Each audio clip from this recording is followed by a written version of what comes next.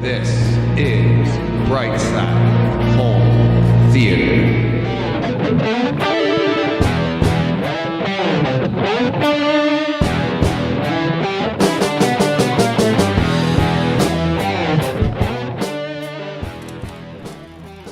Hey, home theater nerds, welcome to the Brightside Home Theater Podcast, the home theater podcast that's all about the experiences and dancing monkeys, the sights, Yeah. The sounds, the scenes. Dance, monkey, dance. I was going to say, from the dancing monkey himself. We'll get to that, I think, in listener experiences. We got did I tell you about that one? No. We got an email from a listener saying he was laughing so hard every time we talked about that. And he's like, he goes, all I could say is, I was waiting for you to say, dance, monkey, dance. So I did. Yeah, that was great. That was awesome. Nice job dancing there. I got the little cymbals going. I should be I got the moves. Oh. I can't even hear, so I know you can't. it's all lost on me. Yep. No, we got lots of stuff. What do you want to get to first? We have a big announcement, and we have a fun new feature that we're gonna try out this week. Let's do the fun new feature first, All right. and then the big announcement. How's that for a tease, huh? That's a tease. All right. I was going to say the other way around, so I guess.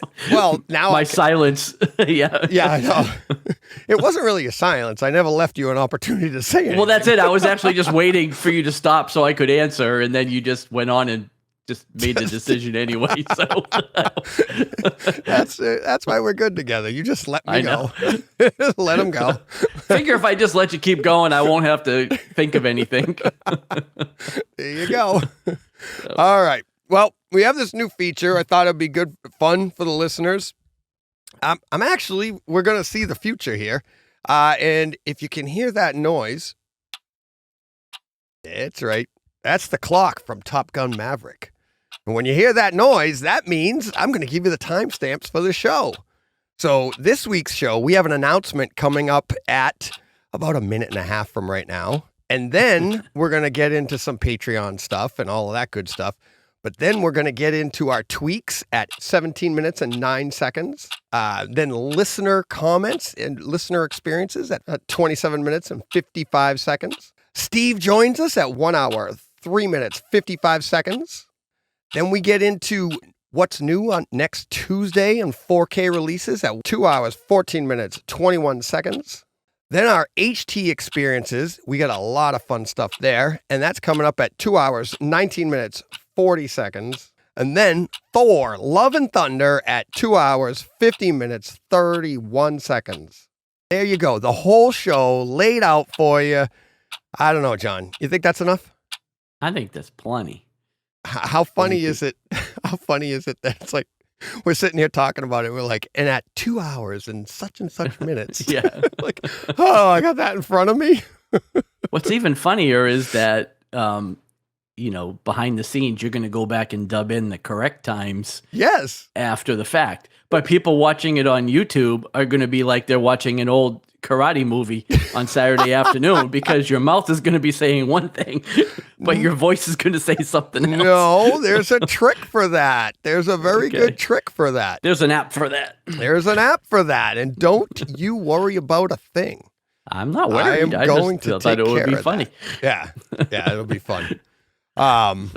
So that big announcement that was coming up is, let's just say right here. Well, we're moving on up. Moving on up. Just to fill you in, I know you can't hear this stuff on the other side. Yeah. I just think you've lost your mind because you're dancing and moving, and I don't know what's going on. So. Yeah, well, you might be right on both counts. So, big announcement. By the time you guys hear this, it should be active. How quickly we can get it going, that I'll explain in a minute. But I've been behind the scenes. I've been working with Todd Anderson of AV Nirvana, and John and I have talked on this podcast a bunch. John likes to visit the forums, and we laugh at that sometimes, at some of the inconsistencies. So I've always been a person that was like, well, if you can don't complain, just try to make it better. So I did. Right. And Todd's helped me out. AV Nirvana's hosting it, and we're going to have the Brightside Green Room forum where it's all green room stuff, all behind the scenes, but it's only open to guests of the show, people that have been on the show. So if you've been on Takeover Tuesday, you'll be able to get into the green room, or a Patreon supporter. And in the future, it'll be I am going to have a place on the website where you can buy a ticket to get you in, lifetime membership to the green room, something like that, to help push the support for, our donations and stuff like that. But it's also a fun place where I was telling Todd today when we were talking about it, like how many people are going to be in there. And it's a decent amount. Probably I'm looking at about 40 to 50 people are already eligible just out of listenership. And it's a small amount, but I think it'll be fun where we can all like hang out and talk about this stuff. Right. I got a DM today from Mike Schramm. And he said to me, I'll read it right now. I was going to put it in listener experiences, but I figure I'll put it here with the announcement because it goes so perfect. So he DM'd me today and he said, I had to go to the website this morning to listen to the podcast because it didn't pop up on Apple. It's there now. He's like, while I was there, I started checking out all the theaters showcased. Seeing Reggie's and Nelson's and John's and everyone else's theater was great because I feel like I know these guys. I got oh yeah, I know Nelson. So this is his theater vibe.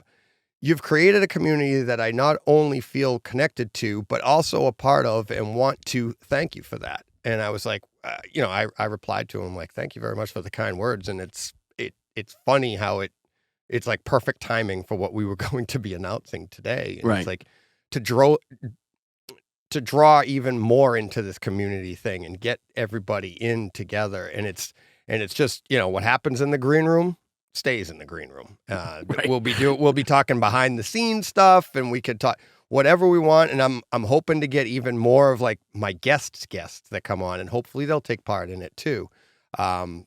People from the different manufacturers and stuff like that we've talked to, all the great people. If you've been on the show, you have an opportunity to be in the green room. So, Right. Very excited. Hopefully John will even take part. I don't know. Maybe. You know how I like the forums. Yeah. So I set a whole one up for you that it should be it should be nice and no issues. You don't have to look at what this person said. I know. I'm like always sending you screenshots of I know. stupid things that people post. What was the one this week? Oh, the Guy was asking why aspect Top ratio. Gun. No, Yeah, it was why the Rings of Power, I think it was. Oh, was it Rings of Power? Yeah, something. He was in the home theater enthusiasts forum asking about why there were black bars on the top and bottom of his picture. Yeah. And then he even said in his comment, he goes, and I've seen this on other things too. Right. I've seen this gradient, which I don't even know what that means, on other things as well.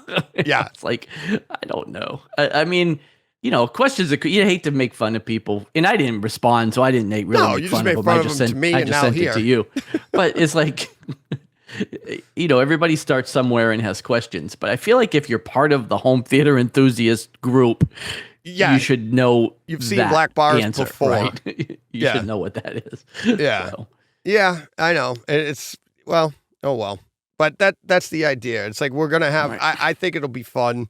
It's another opportunity. And yeah, I am trying to promote people, trying to offer something to people that support the show and promote the supporting of the show and stuff like that. And all the charities that we're trying to donate to too. So It's a fun way to do all of that, incorporate all that. So that, thank you to Todd. Thank you to AV Nirvana, for hosting us and helping us out with that. And as I believe Todd said that at the time, by the time this show airs, it'll be up and running. So here's awesome. The small issue. I'm away. And when I say away, I am literally, as of like 8:00 Friday morning, I'm on a 3-day hike in the mountains. So it won't be like email me. So I'm thinking I wanted to get this out because I'm excited about it. But if you want to email me, I will get back to everybody by probably Monday morning. And then, because you're going to need to set up an account. Yeah, I was going to say, are you going to email out usernames and passwords to everybody that once I get qualifies? Well, what I would say is if you're eligible for this, email me, let me know you're interested, and then I will send you the instructions. Because as of right now, I don't have the instructions on how Todd and I are going to do it. Right. As of right now, it looks like Todd is going to be basically overseeing it. So I was just, I will get the information and then give it to Todd. So you'll probably need a username, and then you'll get permission for this, and they'll set you up, and then I'll let you know. We're trying to make it as streamlined as possible. I wanted to make it as simple for them as possible. And they're like, nope, it's no problem. Well, Todd's like, I'll run it this way. I'm like, okay, all right. Thank you very much. So, we'll get that all up and going. I just didn't want to wait a whole other week because I think this will be fun to do. Maybe we can get a little conversation going before next Tuesday, something like that. I'm Brightside HT on AV Nirvana. I'm already signed up over there. So that would be the first thing. If you're not already signed up with AV Nirvana, go over and sign up, log in and create a membership at AV Nirvana. And then obviously you'll have access to their other forums and stuff like that. But it'll get you that name. So once you do that, then Todd, that'll actually be the way. So actually, see how stupid I am? See how on the fly this is? That's what you're going to need to do. And once I know your name, I can give it to Todd and he'll give you access to Brightside Home Theater. So super simple. That's actually even more simple than I thought. So I'm not familiar with this. I was going to do it on my own, and then I thought of Todd. So I reached out to him, and he jumped on it right away. He was like, yeah, absolutely. That sounds like fun. So he took it from there. And I really appreciate that because it's a weight off of me trying to run this, especially knowing it took them a couple of weeks to set it up and write the code and everything for this. So, Right.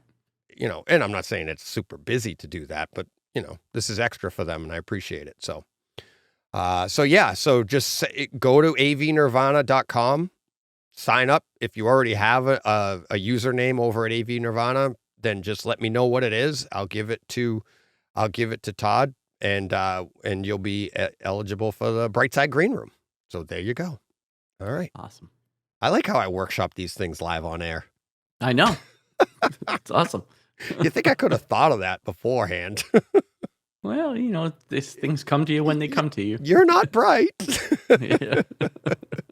That was very nice of you. Very diplomatic the way you said that. Well, they come to you when they come to you. Snail mail. All right. Let's so with all of that, you ready to get to some business? Some business at hand? All right. Sure. Let's get to it. You can always take part in the community on Twitter at BrightsideHT. Go there. You can give us a follow, talk with this is where everybody's talking right now anyways. And it still is a great place to talk. I'm just trying to add something else.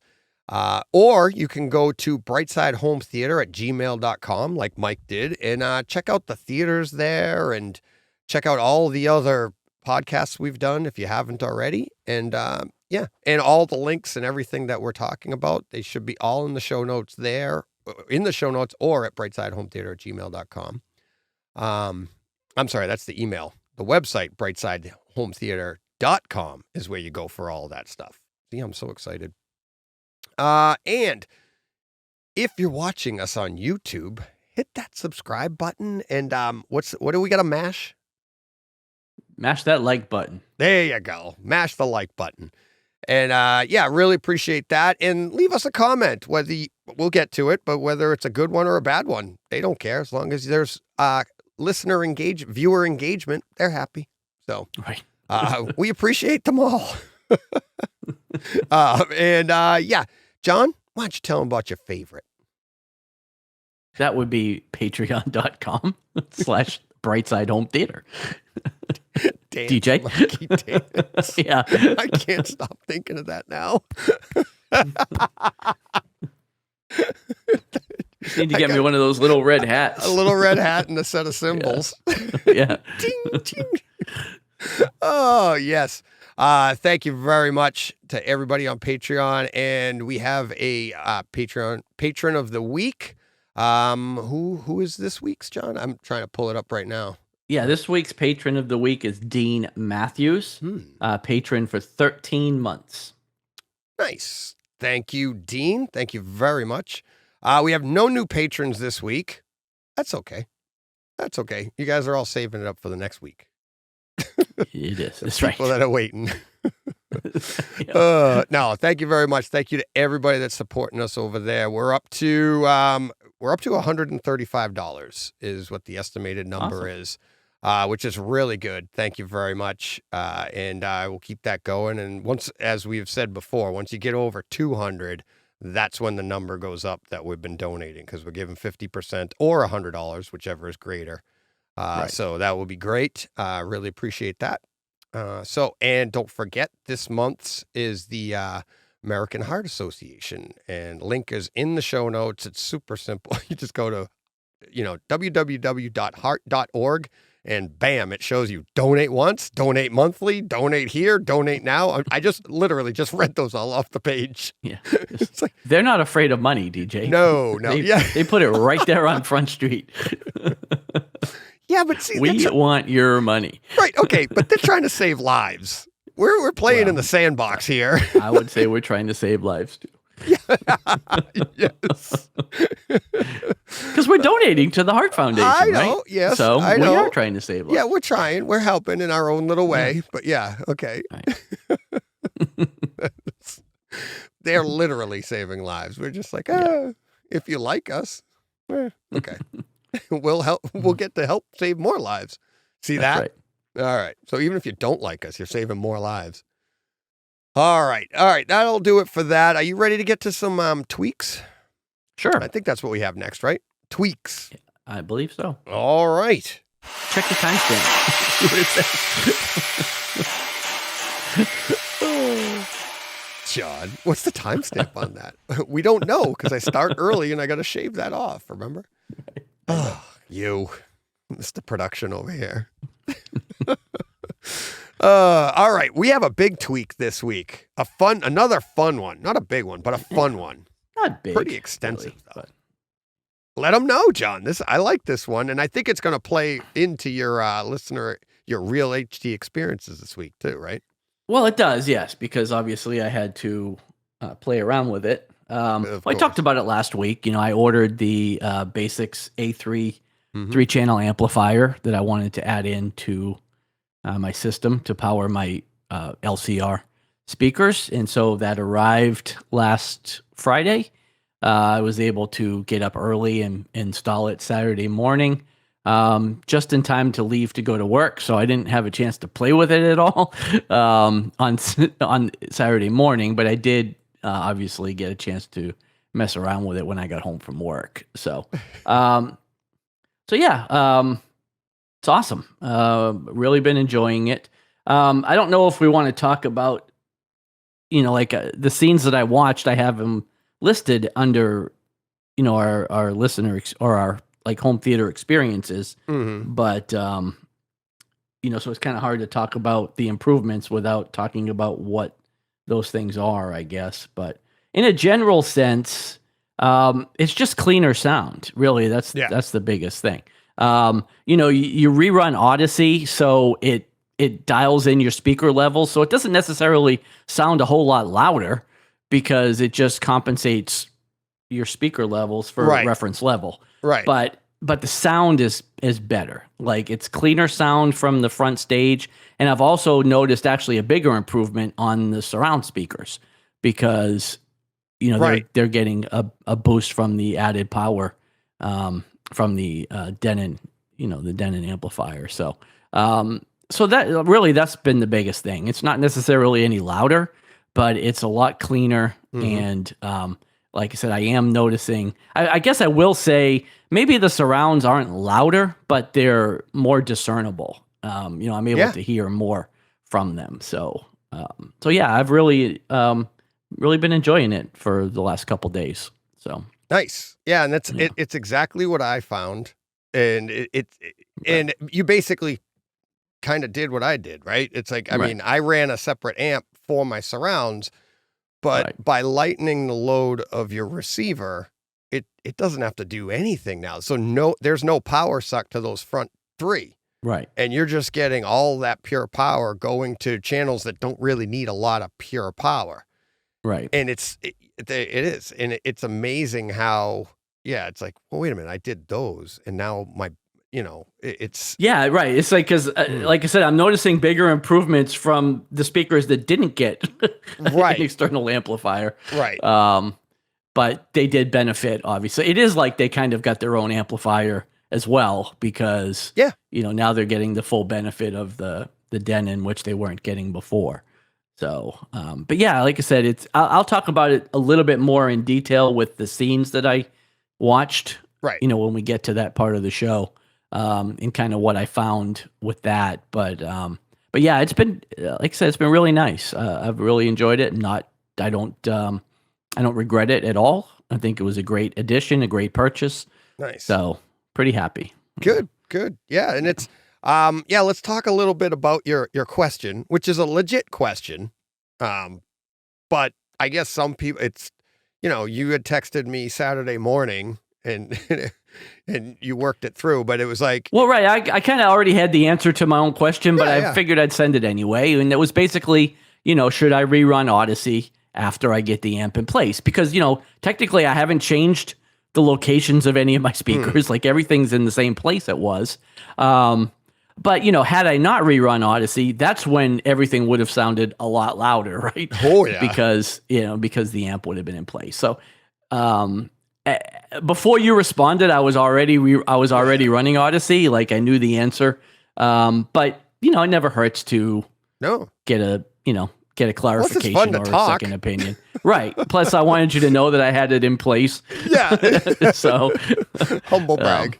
That I was messing with it. Your humble brag. Yeah, like I said, when you're like, all right, it's all done. Now I got to go to work. Yeah, I just had enough time to run Odyssey and do some of the corrections on the app and load it. I did download it to my Denon, just to be clear. I think then I had to get ready. That in your text, get ready for work. So, should I run Odyssey and download it? Maybe I did. I don't know. I don't know. That's what I think of every time.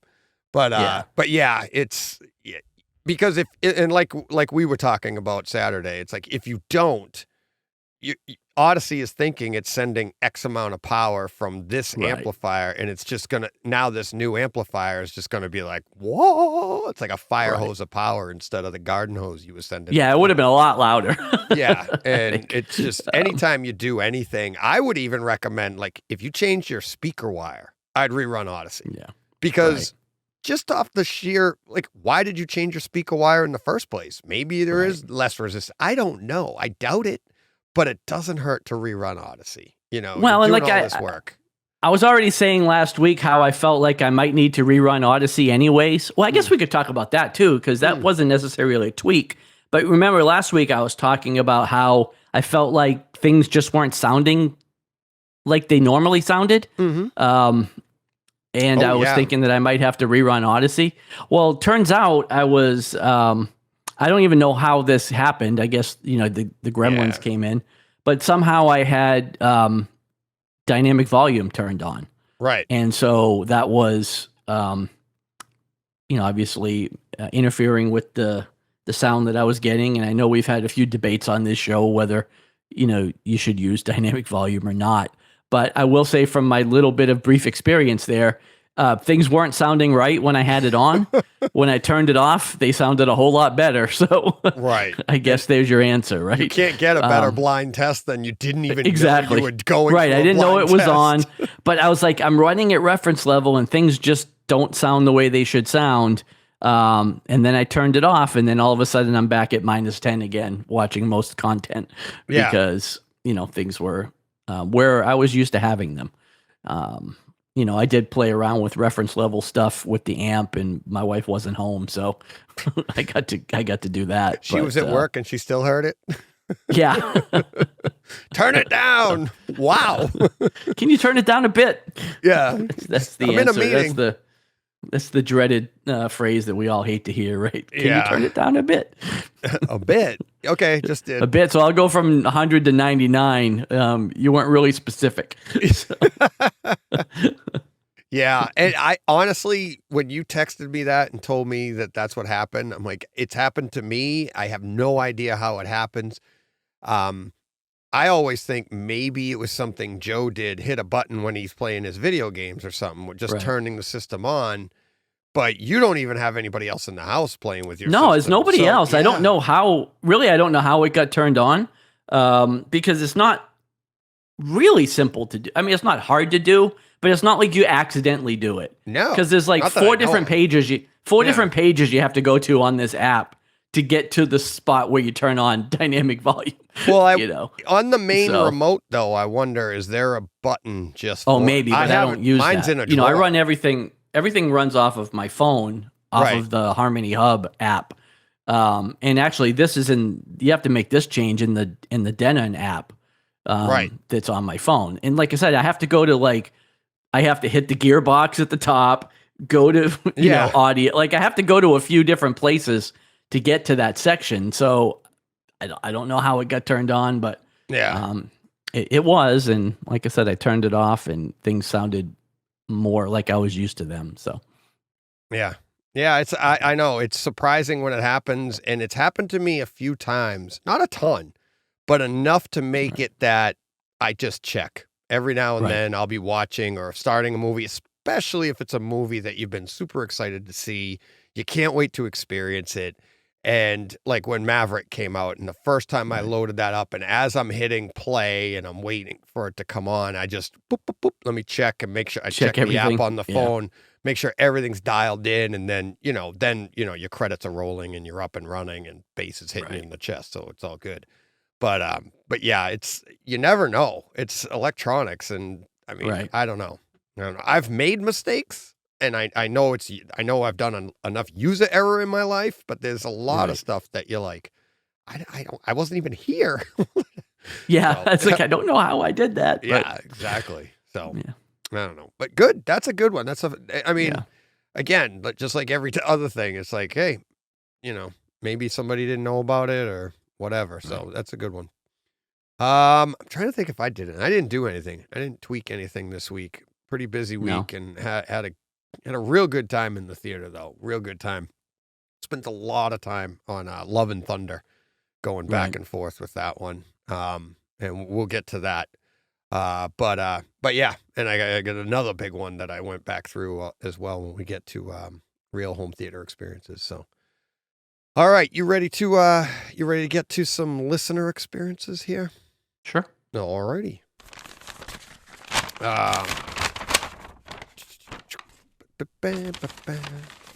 Alrighty. Wow, got a few here. All right. All right. Let's lead it off with this. Another digital giveaway. We actually gave away last week. Right away. I apologize. I didn't mark down who won it. Somebody DM'd me right away or tweeted at us right away Right. and said, "Has anybody won yet?" And I was like, "Nope." And they won. So let me see. Awesome. We gave it Men in Black last week. Right. All right. I'm going with that one for the last one. So this week's, as of this moment, right now, first person to hear this, email me, DM me, whatever. The first person to reach out will get a digital code for Fantastic Beasts: The Crimes of Griswold. So, right? That's it. The Crimes, it's a little blurry. The Grindelwald, sorry, not Griswold. Grindelwald. Yeah. Yeah, Grindelwald. Crimes of Griswold. It's a Chevy Chase. Told you it was a little blurry here. Fantastic Beasts: The Crimes of Grindelwald. Grindelwald. Easy. You know the one, okay? So That guy. that guy, yeah, Grindelwald. The first person to contact me will get the digital code for that. And again, thank you to Justin. And I want to let me see if I can see who it was. Oh, here it is. And I knew it. We are actually, I'm sorry, John Heffel, hey, and he's going to be mad at me for that. He actually donated a digital code of his own. So when I'll add it to the rotation. So after we get through Justin's, we'll add in Mike's, John's, and then John. So now we have 2 more to go. So we have Justin's last one, and then that was very nice of him. He, to thank us and to thank Justin. He's like, I'm going to pay it forward, and he has a digital code of his own, and it's actually a pretty good one too. So it's one that I think a lot of people don't own this movie, but it'd be a great movie to own digitally if you don't already own it. So thank you, John, and congratulations, John. Sorry, I've called him Mike and Don and everything. So let me get off this because I'm screwing everything up. Yep. All right, so that's this week's digital giveaway. Let's see, what do we got here? Omar with the ultimate compliment. Spotify podcasts put out a tweet. What was the first podcast you ever listened to? And Omar replied, at Brightside HT, the best positive home theater podcast around. Nice. And period. He actually put the period in. I'm not just saying that. So thank you, Omar. Really appreciate that. That is like the ultimate compliment right there. I mean, we're just trying to be positive about stuff, have a good time, and we're about home theater. So he got it all. See how he did that? Pretty good. He should be in marketing. Yeah, right. Okay, let's see. Next up, Paul. He said, "Hi, DJ. Yes, I got the Heidi reference. Just so you know, it didn't totally fall flat. LOL, Paul." So I made a reference to Heidi during a football game. I think it was in the Takeover Tuesday podcast. WV Brew about ordering discs. He said no VPN, Amazon JP, Amazon UK, random space, all shipped to the United States. So he's, yeah, let me see if I'll go to the thing. Yeah. randomspacemedia.com. If you go there, randomspacemedia.com, and he sent me the link, and they'll ship to the United States, and that's where now I'm looking here, right? I could click on it right now, $39.95, or 4 interest-free payments, John, of $9.99. Nice. Yeah, of Spider-Man No Way Home in 3D Blu-ray set. So randomspace.com. Check that out if you want to look for any of these movies we've been talking about. WV Brew is on top of it big time. Let's see. What do we got next? Next up. Oh, John's giveaway. Thank you very much. We already talked about that. See, I did save it. New comment. Is the Lord of the Rings of Power the new power in the streaming universe? Theo says, "Hi guys, great show. My favorite TV show are Rings of Power, House of the Dragons, and C. All high quality to me. Enjoy." I couldn't agree more. All 3 of those are fantastic home theater experiences. Let's see. That was Theo. Let's see. Next one here. Streaming better than physical tweet. So somebody tweeted out fairly big. I don't want to bash anybody, but tweeted out, if you saw the comment, you'll know what I'm talking about. That streaming was better than home theater. Not home theater, I'm sorry, than physical discs. And the quality had better picture quality, it had better sound quality, and it got into a little bit of a debate over the last weekend. And my thing is, it's like, what I had said is, and I was trying to be diplomatic about it, but I agree that a lot of people, most people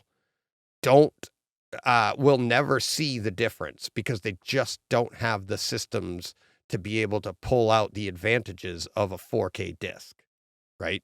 You got to have a bigger screen or a really, really nice OLED. And even at that, it's got to, you're looking 70, 80 inches to be able to really notice a big difference between what you're seeing streaming and what you're seeing in physical media.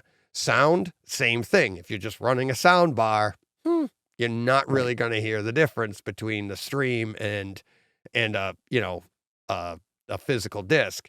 And the same if you're just running a simple out of the box 5.1 system, you're probably not going to pull a lot more out of that than you would out of a physical disc. Right. And what I was finding was there was a lot more pushback of people just saying, no, you're wrong. And I'm like, instead of arguing, why don't you think like, why are these people saying that? Right. Like if I said something and somebody disagrees with me, I'm like, well, why are they saying that? And it's like, I know the difference. I mean, right. I think it's funny, this streaming to physical argument and people the other way. No, there's no difference. Okay. All right. You don't see it, but you can't, it's there. Trust me. It's there, right. But they don't. Let's see. Tweet from NIKHIL, Home Cinema Geek, at Home Cinema Geek.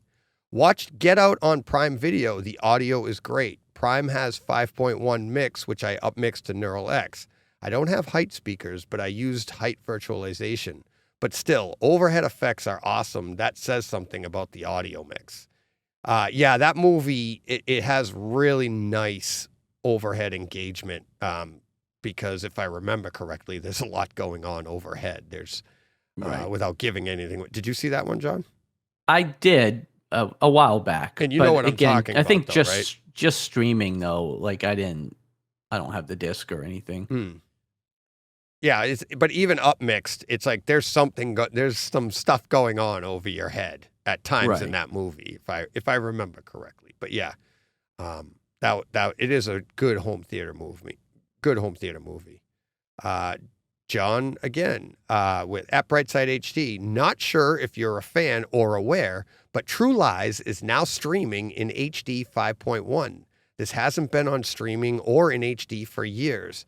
Checked it out last night and thought it looked and sounded stunning. Although that may be because I'm used to the DVD. And he sent that link. I asked him, where is it streaming? And it's streaming on Hulu in the US. And thanks to John, we will have more on this in real home theater experiences later, because I couldn't wait to check that one out. So I will give you my thoughts on that movie as well. Let's see. Comment from YouTube. Matt Nelson. I'm 3 episodes into Rings of Power. Season 1, episode 2 was my favorite. Really enjoyed it so far. I think watching it on the home theater versus a 40-inch TV with built-in audio made it feel a lot more cinematic. The ocean scenes in a fully blacked out room, other than the projector, was very immersive. And visiting the Dwarf Kingdom, I had to rewatch it. Entertaining and beautifully done. P.S. John's comments about being a trained monkey made me laugh each time I heard it. I kept waiting for DJ to yell, "Dance, monkey, dance." Really loving what John brings to the show. You two are great. So there it is, John. That's nice, That's nice to hear, because I still feel like I contribute very little to this, but I'm happy to be here. So. Yeah, no, no. Trust me, you're contributing more than you can imagine, because my life, even outside of here, is 100 times easier, because I know when I sit down to this, it's not like when I used to have to sit down all by myself. Right. And you're here, and we have it. You and I have I love our rapport. Apparently, other people do. I was too. saying that was ultimately my goal, to make your life easier. And so, nailed it. Yeah, that's. I think about every morning, how can I make your life easier? So. Right. Thank you. Yeah. No problem. So that's the one thing. So all those other mornings, you're just coming up blank? Yeah. Pretty much. That's all I could come up with. That was it. Well, it was a big one, and I appreciate the efforts. Oh, man. That's a good one. All right, next. Hey, I just found a feature on the iPhone here that I can actually scroll through these emails a little bit easier. Oh, yeah? Yeah, I'm so G. Cornell. Oh man. What you call it? Something. See, now I'm all. Tongue Twister Tuesday. No. Oh, my mind's going crazy. 2049. What's the movie? Oh, Blade Runner. Blade Runner. He has BR Yeah. 2049. And my mind went blank. I'm like, Couldn't what get is- it. I couldn't get it. What's BR? What is this BR you speak BR. of? I'm like, Briggs. No. BR 2049. Atmosphere sound is well implemented. Watching it without subtitles to judge vocal clarity. Wow, unable to understand a lot of the dialogue. If I had the subtitles on, the words would have been more discernible, as when you see the word, hearing it is now recognizable. Not an issue of my not having good electronics, good speakers, or proper room acoustics. Complaint? Now he's giving a complaint. Complaint? Oh. Gosling can react quickly in a fight, but takes several seconds to respond to conversation, makes the movie drag. To me, the soundtrack of Blade Runner is there. It's written out. I should have just read further. There you To go. me, the soundtrack of Blade Runner is more interesting and offers more diversity of sounds. My work is done. And I was like, well, I have a reply to you, G. Cornell. I have zero issue with the dialogue in this, so one of those things has to be an issue for you, because Right. I have no discernible issue in this. And spoilers, I don't want to give out any spoilers, but Gosling's character talking that way, I believe there's a reason for it. And if you know the movie, you know how it plays out and everything like that. I have my Right. thoughts on that. So I think that's, and exactly how you described it is exactly why I think that's what it is. So, very interesting. Good email though. Let's see. Basement. Gurinder, don't you hate when you need a helping set of hands for 10 minutes, but because you don't have them, you can't proceed with your work? So he's in the middle of it, and you're like, I'm stuck. Oh, it's like, You know, it's like you got to get something up, and you're like, how do I? Gurinder, where there's a will, there's a way. Trust Right. me. And it's like I've built stuff just to hold stuff so that I can do something by myself. It's like where you. And you laugh, but it's like you'll make an A-frame just so you can get a piece of drywall up onto an 8x4 piece of drywall up onto the ceiling by yourself. So Right. you put it up there and you put that. I've built more crap just to tear down because nobody was there to help me. And I know Right. exactly how you feel. And it's like, it'd be easier if somebody was there, but you know, look at a log cabin from the day. How did they build that without all the tools we have today? Right. All right. Here, this is a comment from VJM on YouTube. Is Rings of Power the new power in the streaming universe? It says, hi, DJ. Great show again.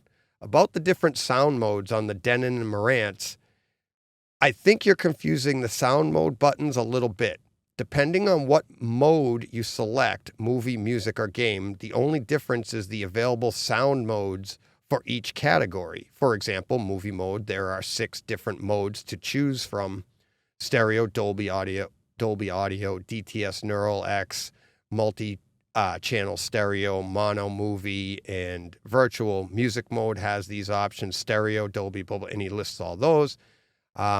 Rock Arena, music mode has Rock Arena, kind of similar to the same thing. He said, of these 3 modes, the only ones that will give you virtual room modes are video game, Rock Arena, Jazz Club, etc. If you use Dolby Audio, DTS Neural X, multi-channel stereo, nothing is being added to the sound. It's just pure Dolby, DTS, or PCM with possible upmixing if it's not Atmos or DTS X.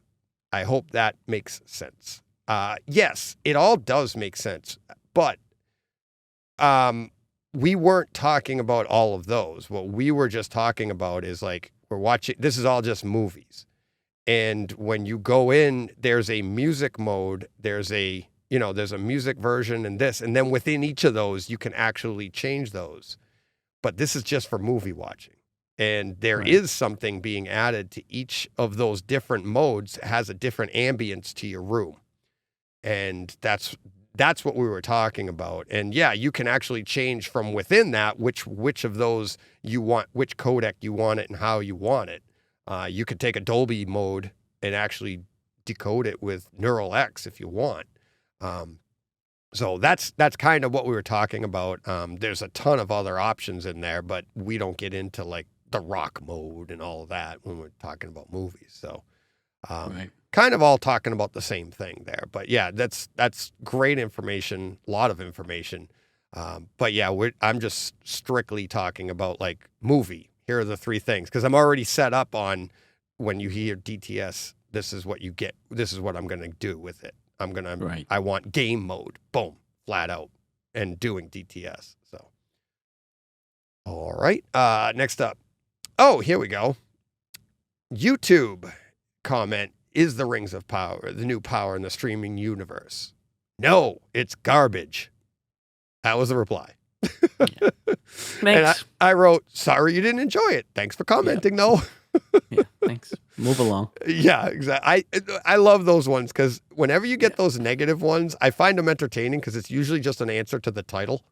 Like they didn't watch anything or anything like that. So, yeah. Well, like I said, being a frequent resident of the forums, yeah, I've seen lots of that, and it's like, okay, fine, yeah, agree to disagree. I don't know. Yeah. No, sometimes fine. I think we're not watching the same things, but.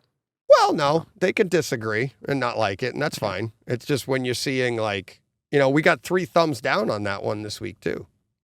And yeah, we had weeks and weeks in a row with 100% thumbs up, and every now and then you'll get a 1. Right, but is the thumbs down? Is the thumbs down for our performance or just the topic we're talking about? Usually the topic, I think.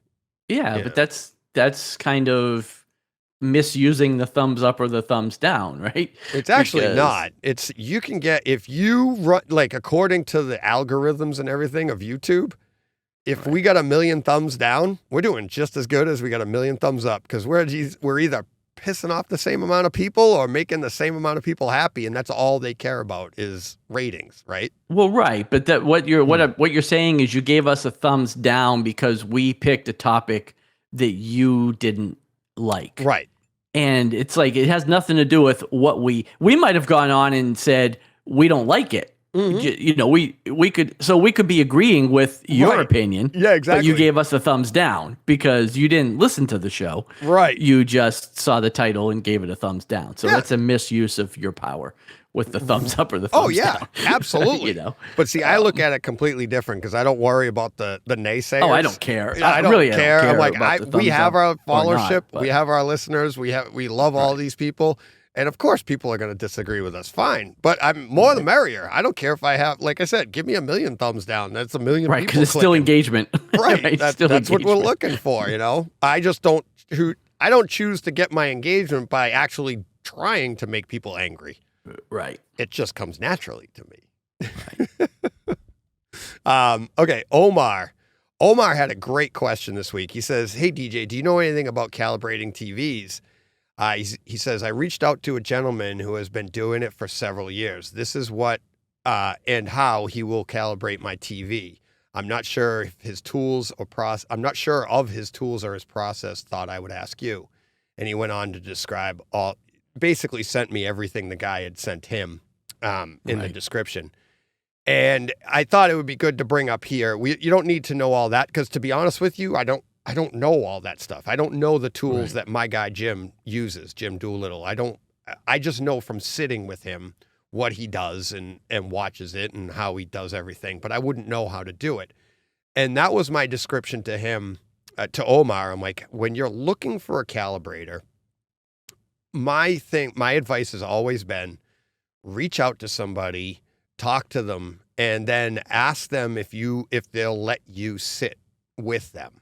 And while they calibrate, because you just love this stuff and you just want to watch and talk to them and stuff like that. And that to me is the gauge on a good calibrator from maybe a scam artist, quite literally, because a good ISF calibration, you should be, absolutely. Come sit with me because you can't steal my info. You're going to have to spend tens of thousands of dollars to get my equipment and then learn how to utilize it.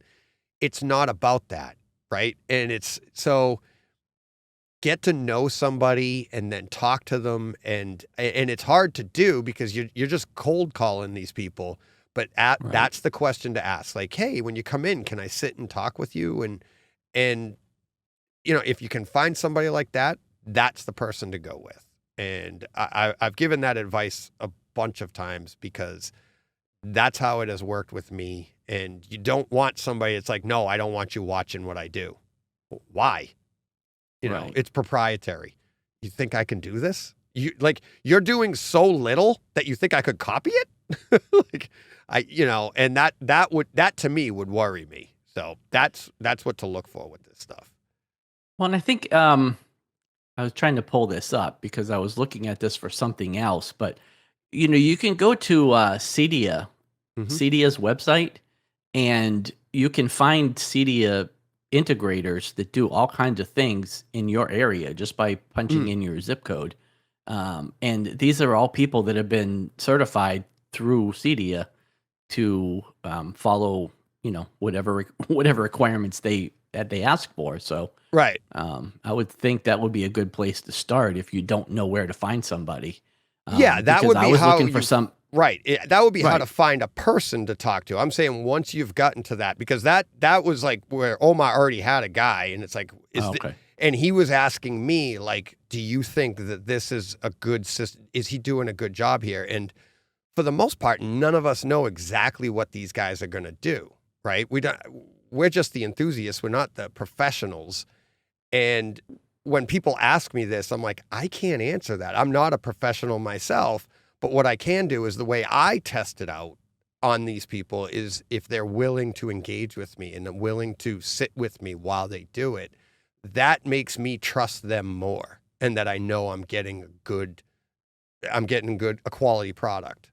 Right. I would just say this is kind of a way to weed out the scam artists from the legit people, right? Because again, they've passed whatever requirements, and again, I don't know. For all I know, you could just register and they just approve you and then you're on there. But I would assume there's some kind of vetting process that you have to be, that you have to pass to be listed on their website. So I would imagine anybody you find on there is, going to use all the latest tools and, they're going to do everything correctly. As opposed to, like you said, the scam artists probably aren't going to be there. So I don't know. Just throwing it out there because I was looking at it. I don't even know what I was looking for, but I was looking on there for myself not too long ago. So cool. All right. There you go. All right. This one from Jason. DJ, 9 hours of podcast in 7 days. You're the man, trying to catch up. Anyway, listening to the Rings of Power episode and the comments on comedy and Todd Phillips and John Cleese blame the woke. Not sure you want to go there publicly on the podcast so you don't get canceled, smiley face. And he sent 2 articles, one from IndieWire and one from Daily Mail. And they were basically, and I don't mind going there. I'm like, first off, you've got to be big to get canceled. But yeah, I was going to say, you have to be something. Yeah, exactly. I'm not worried about getting canceled. It's now and then, like Friday morning, you'll see poof, Patreon gone, everything gone. Right. What? John and I'll still be here next week. We got review bombed. Yeah, we got review bombed. Woohoo! We got reviewed, John. Yeah. No. What I was going to say is, the culture right now is these articles are really good. And like you said, one was about from Todd Phillips' perspective and John Cleese's perspective. And they were saying that with the culture the way it is today, and I don't think it's just, I wouldn't blame just like woke culture or anything like that. It's just the culture in general, the way it is. It's so easy for people to get upset, and then that's bad for your product. So it's hard to make comedies because comedies are, inherently you're going to be laughing at something, probably at somebody. And there's probably somebody in the world like that. So you're like, now what do I do? Right. And we've all said, like, how many movies can you not make today? And what was the one about the Special Olympics that what's his name did? from remember he was he pretended to be in the Special Olympics. I don't actually remember that. Oh, you don't remember that one? No. Yeah, it's and he had the support of all of the Special Olympics. Right. People are yelling at me right now, but Yeah. movie, and it's the guy from Jackass was in it. Oh, can't think of his name. I know. See, look how good we are. The Ringer. Okay. He's I never saw it. Oh, you never saw it? So he plays Johnny Knoxville plays. Right. He pretends that he's special needs, Right. and he goes into the Olympics, the Special Olympics. But all the other people in the movie were all Special Olympians, special needs people, and it was just a joke. Like what and people came out against, like, they thought, like, some of the people. This was made in 2005, and people got upset. And can you imagine making that movie today? Yeah. But they had the backing of the Special Olympics because it brought awareness to these people. Some people had seen this movie, thought it was funny, but they didn't even know the Special Olympics existed. Right. And it's things can be, I don't know. But yeah, and that was a great point that Jason brought up. I'll give Jason's name and address and everything so you can yell at him. I'm just kidding. Yeah, again, not to get too much into it, but yeah, I don't know how you are a stand-up comedian today. Like, if that's your profession, I don't know how you do it, because there's so many things that you're afraid to talk about. Like, I don't know what act you have, Well, that's just it, is now if you see what they're doing, they're literally going right at people and being like, whatever, come at me. Like Chappelle's doing it.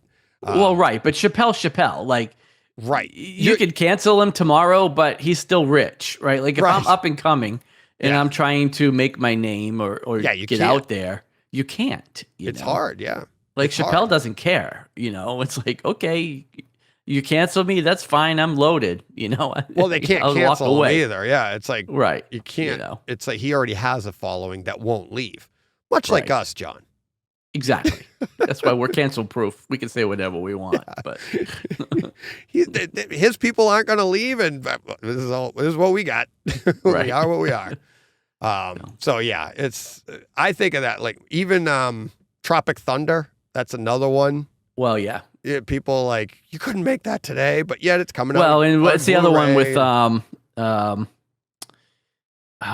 same thing when the kid was trying to get into college, C. Thomas Howell. Oh my God. Yeah. I can't remember the name of that movie. That was like the whole movie was blackface. But you couldn't make that today either. Yeah. Yeah. And like, that's not necessarily a bad thing, because maybe they shouldn't have been made in the first place, but I don't know. Like, well, I think sometimes comedies point at our inconsistencies or I don't know, our downfalls, right? And they bring light to it and be like, yeah, you're right, that is kind of stupid or whatever. And just like all these comedians they're pushing the envelope. It's always been this way. Comedians have always, George Carlin, didn't he get arrested? Lenny Bruce. Lenny Bruce, all of these guys. They all, like Lenny Bruce, it was federal, wasn't it? Yeah, he was arrested. He was in jail more than he was out of jail, I think. Right. And it was like, you're always pushing the boundaries of this stuff. And comedians, artists have been doing it for centuries, doing stuff that's trying to push something, to push a button. And it's just now we have this new thing called social media where the whole world can get on board. And when you get, all of a sudden you get 1 million likes to something and you think you're empowered, but 1 million people in the span of the globe is still like a small amount. It's like, and so like you'll get 1 million likes to somebody that is against Chappelle, right? Right. But Chappelle's got like 50 million followers. Right. So what's I don't know if that's the numbers, but you know what I mean? And it's like, if you're not pushing, you're not trying. And that's what they're doing. So, but yeah. So it's a great answer to the question though, Jason. Thank you. And we've just been canceled. We didn't say anything really. So No, I think we skirted the subject masterfully. I don't think we've ever done anything masterfully, but okay. I'm not even sure if I said masterfully right. So. Exactly. Oh, okay. G. Cornell with another beauty. Top Gun. No additional bonus features on the Steelbook. My interest is content, not a magnetic key ring, etc., etc. Well, then it's not for you. Okay, that's all I got to say. Yeah, it does seem odd, though, right? Like, why would there be no special features? So that they get you to buy the Steelbook, which you want to display, but you want the special features. Now you got to go buy the other one. Why give the cow and the milk? Put the milk over there and you buy the cow over here. Come on, people. If you didn't know any better, John, you'd think they were trying to make money. I know, right? It's crazy. It's crazy. And for the guy that doesn't like money, I know. I get this. And you guys are all like, come on, give it all to me for free. Yeah. Oh, Garinder again. Hi, DJ. You mentioned you would never be without a home theater because you could use the one in your current home. What happens if your son changes the locks once you get your new place and you're working on the home theater? LOL. So I said that in Tuesday's podcast, talking about how I'm lucky that I don't really have to leave here until then.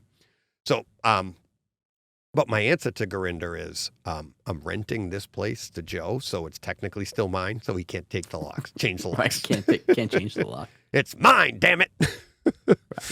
I won't sell it to him until the other one's built. So, but yeah, I got an answer for everything. Well, and also, like, what's your definition? Like, as long as I have a screen and a couple of speakers, I have a theater, you know? Well, that's what Mark's I'm not without anything, you know? I know. I could even watch it on my iPad and call it a home theater. But, oh, there's a segue. We'll get to Steve in a second. Yeah. I was going to bring that up in the whole physical media debate and say, what? I can't watch it on my iPad? Oh, God. No, but that was our conversation on Tuesday. I know you haven't had a chance to listen to it yet, but Mark and I, the listener that was on with me on Tuesday, he's in between theaters right now. So he had to sell his other house. He's in an apartment while he's building his new house. Right. And what a great conversation if you haven't heard it. We had so much fun just going over the entire experience of what you do, what our minds do when we're just in the middle of building, right? And like getting ideas, and he's getting overwhelmed, but then like, all right, I got to calm down. But then of course you got nothing else to do. You don't have a theater to sit in. Right. But he has been, like you just said, he's got a 70-inch, I think, OLED in his living room or something. And he's like, I'm taking it in that way, you know, and I'll get to see the pictures, the visuals and stuff. And I think he's got a decent sound bar or something. Right. But yeah, you do what you can. And then when you get your theater, that you just appreciate it, you know? And, you know, I mentioned to him that I'm hopefully I'm lucky if things play out. I should just go from here to my next one. But that's an unusual situation. I'm very lucky to have that option, hopefully. Yes. So yeah, but yeah. So but yeah. Speaking of iPads, nice segue there. So you ready to head over hop across the pond? Hop across the pond and talk to Steve. This is going to be a little bit, John. So you might want to get up and pee. You and I will be back in about a little over an hour, and then so get up, stretch your legs, all that fun stuff. All right. All right. Let's go say hi to Steve. So, hey, Steve, how you doing, buddy? Hey, DJ. Good, thanks. Not too bad. Current events notwithstanding. Yeah, let's hit off with that right away. Current event. At the time we recorded last week on Tuesday or something, and Tuesday or Wednesday. And sadly, our podcast came out after, you know, the Queen and everything. So let's get to that. It is a world event, and you know, not apologize, but sympathies to you and everybody over there. But this is Brightside International, Steve. So let's touch on it from an expert. Yeah, quite. It was, it was a shock. I think basically she was 96 years old. She'd been in poor health for quite a while. Many of us were concerned about her, and there had been little whispers in the press that she may be more unwell than they were letting on. But nevertheless, it was still a shock. She had been the monarch for 70 years. So not only has she been the head of state for as long as I've been alive, because I'm actually younger than 70, just so that we're clear. But there are many people that don't remember any other monarch either. Even my boss, who I was talking to, who is in his 70s, could not really remember anybody else either. So yeah, it's always tough when someone who is as ubiquitous as she was across the world, and who was apparently as pleasant as she was, it's always a shame when someone like that passes. So it's been a bit of a weird week here. It's beginning to settle in. I think people are beginning to realise that life moves on. But yeah, it's a shame. And again, I want to say I've mentioned it to you privately, but I'll mention it publicly. How my sort of gratitude to you, because you reached out to me privately and expressed your condolences, and also to other people on Twitter as well, who are mostly listeners, viewers, friends and followers of this show, who all took the time to reach out to me, both publicly and privately, and offer their condolences. So I really appreciated that, and that was a really nice thing to do. So yeah, it's sad and a shame, but the community, the home theatre community, sort of rallied round and reached out across the world, and so that was very nice and much appreciated. It is. I mean, like we were saying, it is a world event, and it's it says a lot about her that we all that's why I reached out to you. That's why we understand what she meant to people and what the whole ideal and everything. But over here, we were joking a little bit earlier, we don't I can't fathom it over here. We don't have a monarch, and so she was huge. A stability. She was a stability not just to your country but to the world. It was always what does she think of this? Regardless, go back to COVID, right? That's the most recent thing that the whole world has been involved in, but it goes back, obviously 70 years, many decades. I mean, in that the world looked to her on okay, well, she's handling it okay, I guess I'm okay. And it's regardless of how you feel about the monarch or anything like that, it was an amazing stability that she brought to the world that it's a big loss. It is, and many world leaders famously reached out to her privately and sought counsel about all kinds of things. There's been lots of talk this week about Nelson Mandela famously reaching out to her and having a really close friendship, and he was building a country.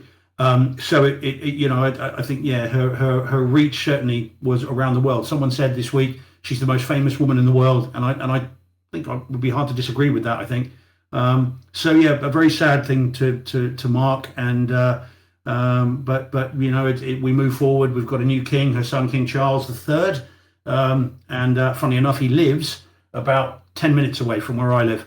So he's nice neighborhood. Yeah, no, quite, yeah. His house is a bit different to mine. But does he have a theater? Well, who knows? Perhaps we should go and find out. We got to get him on the show. Yes, that's it. Get the royal seal of approval. I can't wait to have that takeover Tuesday. That could be very interesting. Yeah. Actually, he is a fan of Sony stuff, that I can tell you. Oh, because, really? Of course, as the owner of a Sony projector and a Sony TV, because when the Sony box turned up with my TV in it, it says by appointment to His Majesty the Prince of Wales. So he's a Sony fan. So who knows? Maybe he is. Wow. Theater fan. I got to imagine he's probably got that in a bowling alley. I don't know. The basketball court. Indoors, in his basement. Yes, well, you'd have to have that. Exactly. Over here, you would. Oh, man. All right. But yeah, so there it is. But so she'll be missed. But onwards and upwards. Onwards and upwards. Way to go. Nice segue. What do we got for onwards and upwards this week? Where are we going with our home theater chit chat this week internationally? Right then. I know you got a lot. Yes, I have actually. I have seen quite a bit. Although I have failed in my homework, I haven't watched Peacemaker. Sorry. That's okay. I haven't watched. Only the Brave? Yeah, I haven't watched that yet. So we got something already on board for next week. All right. Confession out the way. That's good. There we go. Now, so what I have seen is Thor: Love and Thunder again. Oh.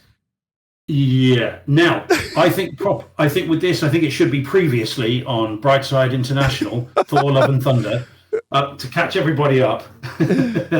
Okay, so first time I saw it, hated it. Probably fair to say. Yes. And we talked about that. If anyone's wondering, if they're listening and watching and want to know where this comes from, that was the second Takeover Tuesday where we talked about it at length. And I said then, racist, homophobic, misogynistic, hated it. Was there any other thing you could throw in there? Well, Negative? I don't know. Opportunistic. You got them all. Yeah. So, hated it. So I've now seen it again. And? Did you knock one of them off there, or did you add to it? Well, I took a leaf out of your book first and foremost, because what I did is I put a tweet out with just a picture of the end of it and just put a little sort of, emoji like that, because I thought we'd wait for this to see what I thought. It's a lot better the second time round, is the answer. Oh, nice. Yeah. A lot better is not saying much, considering you are pretty far down. I mean, any one of those things, people never want to be called, and you hit them with all three. Well, indeed. I'd say, let's see. I went from probably a 1 out of 5, maybe, to probably a 3 out of 5 this time. So all it's right. It's still weaker Marvel for me. It's still down there with the Eternals for me. But it nevertheless, I didn't hate it this time, and I found it much more enjoyable this time round. So yeah, I think we can get rid of the misogynistic. I think we can get rid of the homophobic stuff as well, which I was a little bit concerned about last time. I still think Russell Crowe is doing a Greek accent, and weird. I still think the Chris Pratt Mario American Italian issue is relevant here. I think he's doing Greek, and I think he's doing it in an inappropriate way, personally. Okay. However, this time round, though, what did strike me is it seemed that went by much more quickly. It seemed to take an age when I saw it in the cinema. It almost felt like it was a 3-hour sequence in and of itself. This time round, it flew by. So I didn't get time to get angry at it as I did when I saw it in the cinema. It came, it went, and it was gone. And then it was like, okay, fine. And then I could just sort of enjoy the rest of it. I thought Christian Bale's performance was much better this time. But that feeds into the home cinema of it, because I think the HDR in the dark shades and the color of his eyes and the sort of the blackness of the surroundings and the detail levels made it much more menacing. And I actually thought thought he was very, very good this time around. So film wise, better, not brilliant, but better. AV wise, picture quality for me, I didn't think that the IMAX sequences in this were as sharp as Multiverse of Madness. I don't think they're as sharp as some of the other, in fact, even the Avengers Endgame, Infinity War. Right. But I think that might be deliberate. I think there was a deliberate slight haze on some of this to give it almost a classic sort of Clash of the Titans almost look about it. It's got a very slight mythical haze to some of it, so you don't get those details in the close-ups that we've had before. I don't think. Not on the stream. Go on, yeah. Yes, exactly. I think what you're seeing on the stream, and I've gone back and forth. I think when you see, if you were to decide to purchase this, the vibrancy is insane, and I think what you're seeing on the stream is that haze will be gone. Because what it is that's the glow of, you just can't send this through. Travis said it on Twitter, or did he might have just sent it to me. I don't know. But he had to turn his vibrancy down. He had to actually download. He has an older JVC projector that doesn't have the tone mapping. Okay. Right. So on Kaleidescape, he actually bought the Ultra version. or downloaded. I'm sorry. You get both of them. So he started with the HDR and it was blowing out like crazy. He goes, I've never seen, he'd never had this happen. Then he went back and did the Ultra, which is basically all the colors, but it's in SDR, right? And his projector handled that. And he goes, it was beautiful. He goes, I can't even imagine what this looks like with good HDR. I think this movie it's absolutely insane. It's so bright. It's so vibrant just by the colors. I mean, his costume and everything. The blue of the armor and that looks, So it's I'd be interested to see what you thought of it that way. Cause I think that haze you're talking about is just like literally the glow of the entire screen. And it's like, it doesn't know how to do it streaming wise, the compression that's going on. Yeah, which it could be. I mean, because the pores, the skin pores, bearing in mind Rings of Power, which we'll talk about in a minute, which we've been watching, and that, you can see the pores of skin in that. It's razor sharp. And yet, when going to this, even in the IMAX sequences, and of course, this isn't IMAX throughout, this has got variable aspect ratio. Yeah. And I was looking very closely at it because I loved, as you know, Multiverse of Madness on the, on both the stream but especially the disc. And it was noticeably less sharp, I thought. I mean, the colors are beautiful. It's vibrant as all hell. It's lovely, but it didn't seem to me as detailed. And I wondered if that was a deliberate choice. I wondered if they were trying to go for a mythical look to it, especially on it's not Olympus, is it? But the god area. And I wondered if they were trying to do this because if you watch Clash of the Titans, the originals, and indeed even the remakes, they've got that sort of sheen and the sort of the shimmery background to it. And I wondered if they were trying to emulate that a little bit. I might be wrong. I'll know when I could be. Yeah, it makes me want to go back and look for that detail myself and see if it just was a little less sharp than I've been used to with the IMAX sequences. But then audio-wise, it needed to be bumped up again. It did the stream, and of course, I'm only talking about the Disney Plus stream. That needed to be bumped up quite a bit. I went to 10 dB plus on that. But once I did that, I thought it was decent. I thought it was good. It would, the overheads were nicely used. Whenever there's a thunderbolt, it goes up and to the top of the screen. But I'm sure that's better on Kaleidescape. I've got no doubt. Yeah, the physical. This is not. It is not Ragnarok. It has some really nice bass in it. I really enjoyed it. I was, I want to say pleasantly surprised, but I will say it isn't Maverick. It's the bass is it just doesn't engage like Maverick does. The bass, but it does have some nice deep bass in there. Some there's a lot more texture and detail to the bass, to the entire, audio track is a lot more than it is on just like on any Kaleidescape. And it's like the more times I do this, I'm just hearing, I should say, it's not, I mean, it's nice to raise it to 10 dB, but when you do that, you're raising everything. So you're really missing that dynamic range where it goes from really quiet to a nice big punch. It is an advantage to do that, but to be able to hear that in the home. But then once the physical version is going to be so much better than what you're seeing here. It's well. I had pre-ordered it, and I was thinking, well, if it's as bad when I see it again as when I first saw it, I'll just cancel the pre-order. So in this respect, Disney Plus has done me a favor because by letting me see it this way and then think, actually, it's not as bad as you thought it was. Again, much more comfortable in Cinema George. And you go with an expectation. You're ready for some of the weaker elements to then maybe not be so bad. And sure enough, it was fine. So I've kept the pre-order in. I won't break my Marvel 4K film streak. Which is really good because that would, the not OCD, the particular part of me would have struggled a little bit with that. Yeah. So I know you own Eternals. Well, indeed, and I've still not gone back to that. I need to get back and watch it again. Really? Because I actually like that stream. I might like it more second time round. Bear in mind, I've only seen it once, and the first time I saw it, you and I were tweeting backwards and forwards about the problems with the video on that. So it may be that when I watch it again, I will enjoy it more. I'll get around to it eventually, but there's just so much stuff. Yeah. That I do want to see it again. But at the moment, Love and Thunder is still at the bottom of my Marvel pile, but it's not offensive this time. Last time it genuinely was. I was angry Yeah. last time, as you might recall. But Yeah, this I time know. I'm not. That's great. That's excellent progress, Steve. Enthusiasm. Well, there you go. Onwards and upwards. Onwards and upwards. Theme of the show. That's it. So, All right, what's next? So there's one I watched last night, and this one I wanted to raise because this one I think is one that most people have never heard of, and this is one I really want to, which is, again, I'll hold it up for anybody watching on YouTube. So that's The Outfit. Yeah.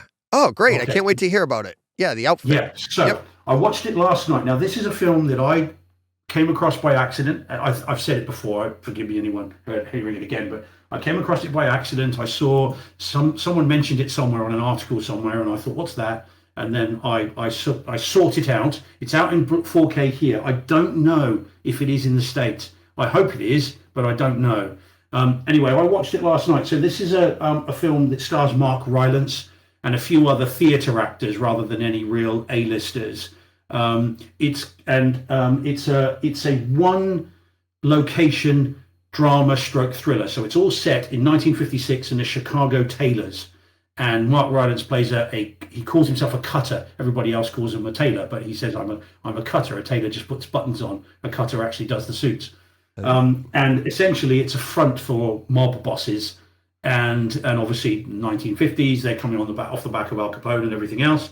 And it then basically, it all takes place over one night when things start to go wrong. And it's all then about Mark Rylance trying to, address these issues, if you'll forgive the expression with dress and a tailor, trying to look at these issues and deal with it, and also keep everybody happy and not end up getting killed. And it's a film, and it's a really quiet film. It's got violence in it. There are shootings, there are blood and guts, but not lots of it. But it's a really clever film with lots of little looks between the characters, lots of little little glances and that kind of thing. It's really good and much more worthy of recognition than it's been getting. Now, bizarrely, it's got a Dolby Atmos track. Why is that bizarre? Because it's so quiet? Well, because it's set in maybe two rooms. Okay. Now, interestingly, it at the beginning, he goes into the shop, and there you can hear the L. Is it the L? That's the elevated train, isn't it, in Chicago? So you can hear that moving around in the background and in the ceiling, in the height speakers. And there are a couple of sequences in it where you then get, some sort of response to it. But it's all in the detail. This is a quiet Atmos track. Now, I can't think easily of another movie like that. I've been trying to think of another one where it's an Atmos track about literally, it sounds so trite, doesn't it? But it's literally about the atmosphere of this room. I think you'll be very curious to see what you think of it. Certainly listening to it at reference levels, or anybody that gets a chance to see it, because it's very quiet, but effective in that quietness, because it's about the detail. Yeah. So it's a really interesting film. And one I think most people really like. It's only short. It's only an hour and 40 minutes. It's not a lengthy movie, but it is well worth seeking out and having a look at. Is it on Kaleidescape? Have you had a chance to search? Is it there? No, I was looking. How do you spell it again, just to make sure I get literally The Outfit. Same way, Outfit. Yeah, literally as it sounds. The Outfit as a double entendre to, as in mob bosses, and of course the outfit a tailor might provide. Is it there? Yes, but I could get it, but it's only in DTS 5.1. Oh, you see, you could upmix it and oh yeah, but it's such an interesting example of a quiet Atmos track rather than the ones we're all used to. The ambulances, the Thors. The we want the booms, we want the bangs, and we want the envelopment. This is about a very subtle sound. It's really interesting. So that's what I watched last night. Yeah, that's I'm very impressed with. But that's one of the most popular Atmos, if not the most popular Atmos track, is Gravity, and it got its claim to fame out of that opening scene that is so quiet and detailed. Yeah, right. And but this is the whole film. Right. So that's very interesting. That's Yeah, that's Yeah, because Gravity's got that boom and the bang in terms of They do. They that have those space station really scenes. goes. Yeah, Right. Whereas this film is all about there are some action scenes. There are some, as I say, there are some bits, but this is about detail. There, for instance, again, I might not be explaining it very well, but when he's cutting the suits, he uses these old shears, and as he's cutting them, you can almost hear the fabric being, cut in that way. The detail of it is really something. So yeah, I'd be very curious to see what people make of it, and I've taken it upon myself to tell people about it because I'm just curious to see what others make of it. So yeah, it's well worth a watch. Yeah, I can get it on Amazon Prime. I can get it from Amazon, the 4K disc for $46.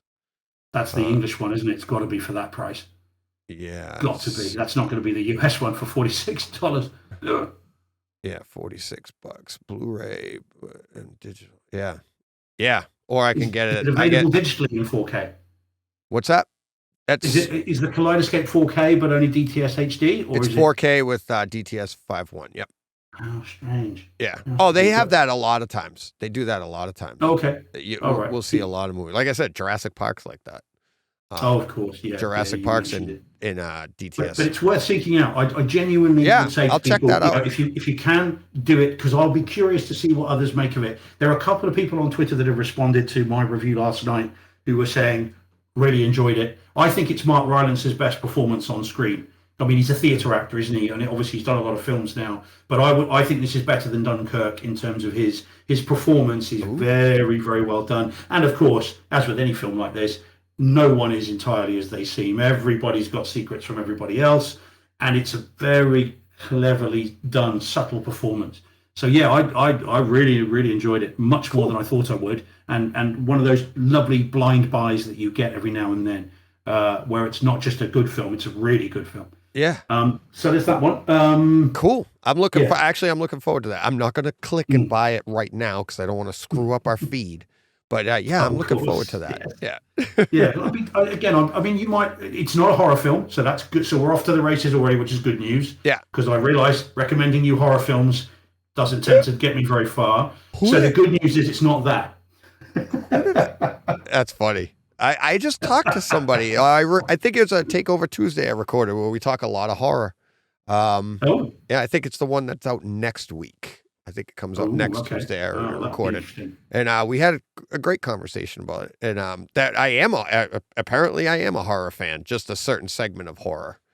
So yeah, right. Well, that will be interesting. All right, I look forward to listening to that. So other than that, Rings of Power, I'm up to date with that. Loving that, loving that. So good. And how are you getting on with that? I mean, obviously, I know you might be talking about it with John, but I don't know if we're going to talk about it a ton because he's got some stuff. He's got a bunch of stuff this week as well when we get to that. But we'll touch on it a little bit. But I don't mind touching on it with you here. It's like no, I love it. Absolutely love it. It's again I finished Fellowship of the Ring, and I'm about to start Two Towers, and because of that, and I love going back and forth between the two. Like I have the extended version of Fellowship, and I just pop that in. I watch a segment of it, but then it gets me through until the next episode, and I've really, really, I mean, the picture is I'm blown away by how good it looks because it is streaming. Now, it's not as good as the physical. It's not as good as, the movies are look and sound, but it is absolutely, it's gorgeous. And like you were saying before about how it's shot, and it looks so similar to Peter Jackson's that, like I said last week, I highly recommend going back and starting Fellowship again, and just and it's even more evident when you do that. It's awesome. It's so well done. And the orc sequence where they're under the canopies, so you've then got the sunlight beaming through, and all that kind of stuff. I mean, it just looks incredible. I mean, again, for $1 billion, it should. But it's just such a clever series and so good. We're going to get. I think there are 10, aren't there? And I think we're going to get to 10 and just. Be I think it's 8. It's only 8. Is it only 8? Oh wow! So we're going to get to 8 and be like, when is the rest? I know. But because the story they're telling seems to have such sweep to it and such scale Yeah. that this is not going to be done. This is not going to be wrapped up in 6 more episodes. Five more episodes. Yeah. There's clearly a story here for the long run. But it's really, really good, and so very, very pleased with that. But they're each an hour long as well, which is great. It's not like we're getting a 40-minute episode or a 35. You're getting a good, solid hour of content, which if it's 8 episodes, that's Return of the King. It's a 4-hour movie, right? And and it takes. So they really are.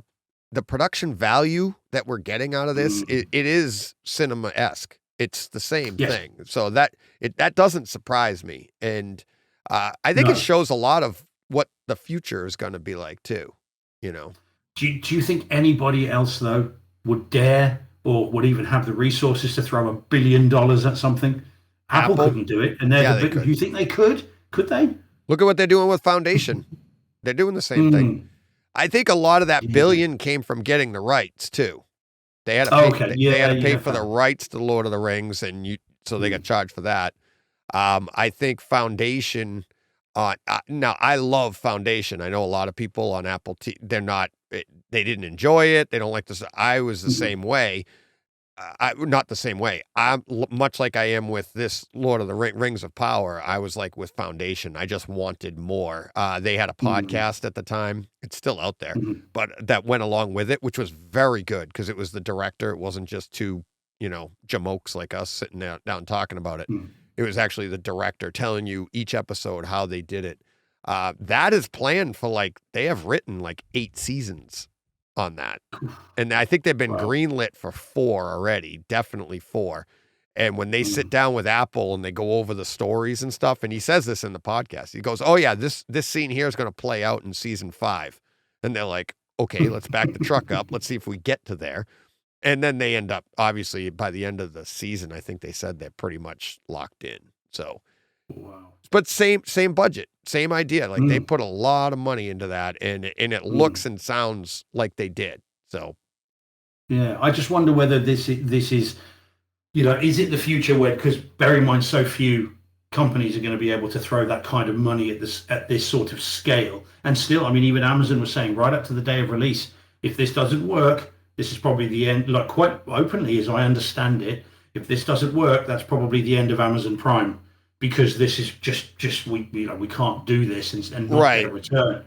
So, but if it is the future, we are very lucky, and bring it on. I say right. I had this conversation just recently with somebody, and I said I think seeing and hearing what I'm seeing and hearing now, and the story itself, I listened to that quote completely different now. It's a completely different context to me.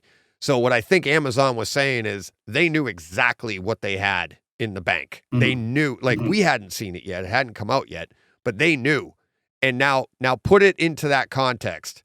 If you know how good of a product you have, what do you say to that? You say, and it's with a touch of sarcasm, if this doesn't make it, we're done. Because nothing's going to make it, right?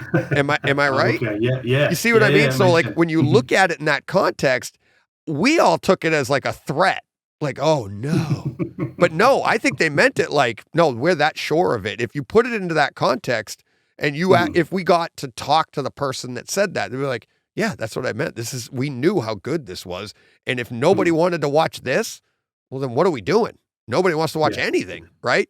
And I think it could be the future because look at the money they're putting in. Does it pay off for them? And other people are going to see that and be like, all right, well, you've got to have a good story. You've got to have good production value. But if you have all those things in place, it makes it worth it. Well, I hope so. I do, because this, if this is, let's hope it is, because it is so good. Yeah. But if this is the template for things going forward, we all win. Everyone benefits from it. I genuinely hope that it is, because it does seem to be absolutely incredible. So yeah, it's really good. Bring it on. Looking forward to watching even more of that. That'll be great. So that was it, I think, in terms of content for this week. However, Ooh. There's another disc here, but I'm not going to hold it up because let's talk, if you don't mind, about reviewing. Oh yeah, let's get into this. Yeah. No, I don't want to show this disc because if I show the disc, it might give it away where I'm talking about, and I don't want to. Okay. Yeah, reviewing. We had a little bit, and I mentioned it in the on Twitter. I was like, "This will be a good conversation." Take it away, Steve. Okay, so you and I now we're going to be careful here because I don't want to identify the reviewer because it wouldn't be fair. Right. And it's not the person that we've talked about before. This is a website totally different. Where now you and I have been, but no, we know, don't we? A good disc, a bad disc, and an all right disc. Mm-hmm. Would that be fair? And it's fair to say if you're in the middle, there is room for argument. Mm-hmm. But if something's either really good or really bad, it's clear. Mm-hmm. So I saw a film earlier in the week from the 90s, late 90s. It's an action film, and it has, because it's from the 90s, it's obviously going to have a certain look to it. Shot on film, et cetera, et cetera. And the HDR is decent on it, but it's got an Atmos track, and the Atmos track is dreadful. And by dreadful, what I mean is it's very forgettable. If someone had said to you the Atmos wasn't working on it, you'd have been like, oh, well, that makes perfect sense because there's just not the envelopment and all this stuff. Mm-hmm. And this particular disc is the first release from a below-the-line studio.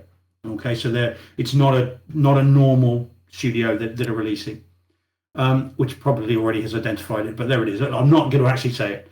So I watched it, and I was a fan of the film when I was younger, and I'm really glad I watched it again. It was all right, not as good as I remember it, but the Atmos track was dreadful and very forgettable. And so I read a review, and the review was from someone from a website where their reviewers sometimes list their equipment. And I've seen in the past them reviewing them based on a 46-inch screen, 56-inch screen, and an all-in-the-box home cinema setup. So literally, everything that implies. And I didn't read it for this reviewer, I must admit, but this reviewer said the Atmos track was a reference track. Now, I don't get that, and I can't get my head around it, and I can't. And I don't. And normally, if it's a middling thing, I can think, well, maybe they've got a cooler system than mine. Maybe that's just better, which is fair enough. Mm. But it's not reference, and I can't get my head around it. And so as I want to do when I get annoyed about this stuff, in the old days, I'd tell some friends or family, they'd roll their eyes and say, get over it, Steve. Whereas now, of course, I can shout at it to the void via Twitter, right, and reach the world. Right. So I don't understand it. I mean, I don't know if you've encountered that, where your opinion is. My opinion is not an outlier. I think there are other reviews out there that say that this disc is the same. Right. But I can't get my head around how someone can say something's reference that is not even close. So yes. Yeah, anyway. Well, I now see what's funny is I can relate to that because I'm Brightside, right? And my biggest downfall that everybody, and it not even this podcast, I've had this my entire life. Oh yeah, well you're just people actually diminished my opinions. And this is outside of home theater. This is in real life because I always see the good. They're like, yeah, you can see good in anything. I don't care. If you like it, Mikey likes everything, right? That was a commercial over here. I don't know if you know that one. Mikey likes it. Yeah, right. No, I know that. Right. I know what you did last summer. No, Urban Legend. Urban Legend. Oh, okay. About Mikey likes it. Yeah. Yeah. So, anyway, sorry. but see, here's the thing. And I used to have to rationalize it myself because I'm not making this up. It like, say I actually like something. I know I liked it at the time. Why did I like it? So what I had said to you on Twitter is like, when you said like, how could somebody like something that's so dreadful? It's like, well, it is art, right? So if it's a piece of art and it really spoke to that person and they were really engaged, then you're going to amplify things. And now we happen to be talking about something that has amplification in it, speakers and all that, right? So you're going to be like so engaged in this and be like, wow, that was great.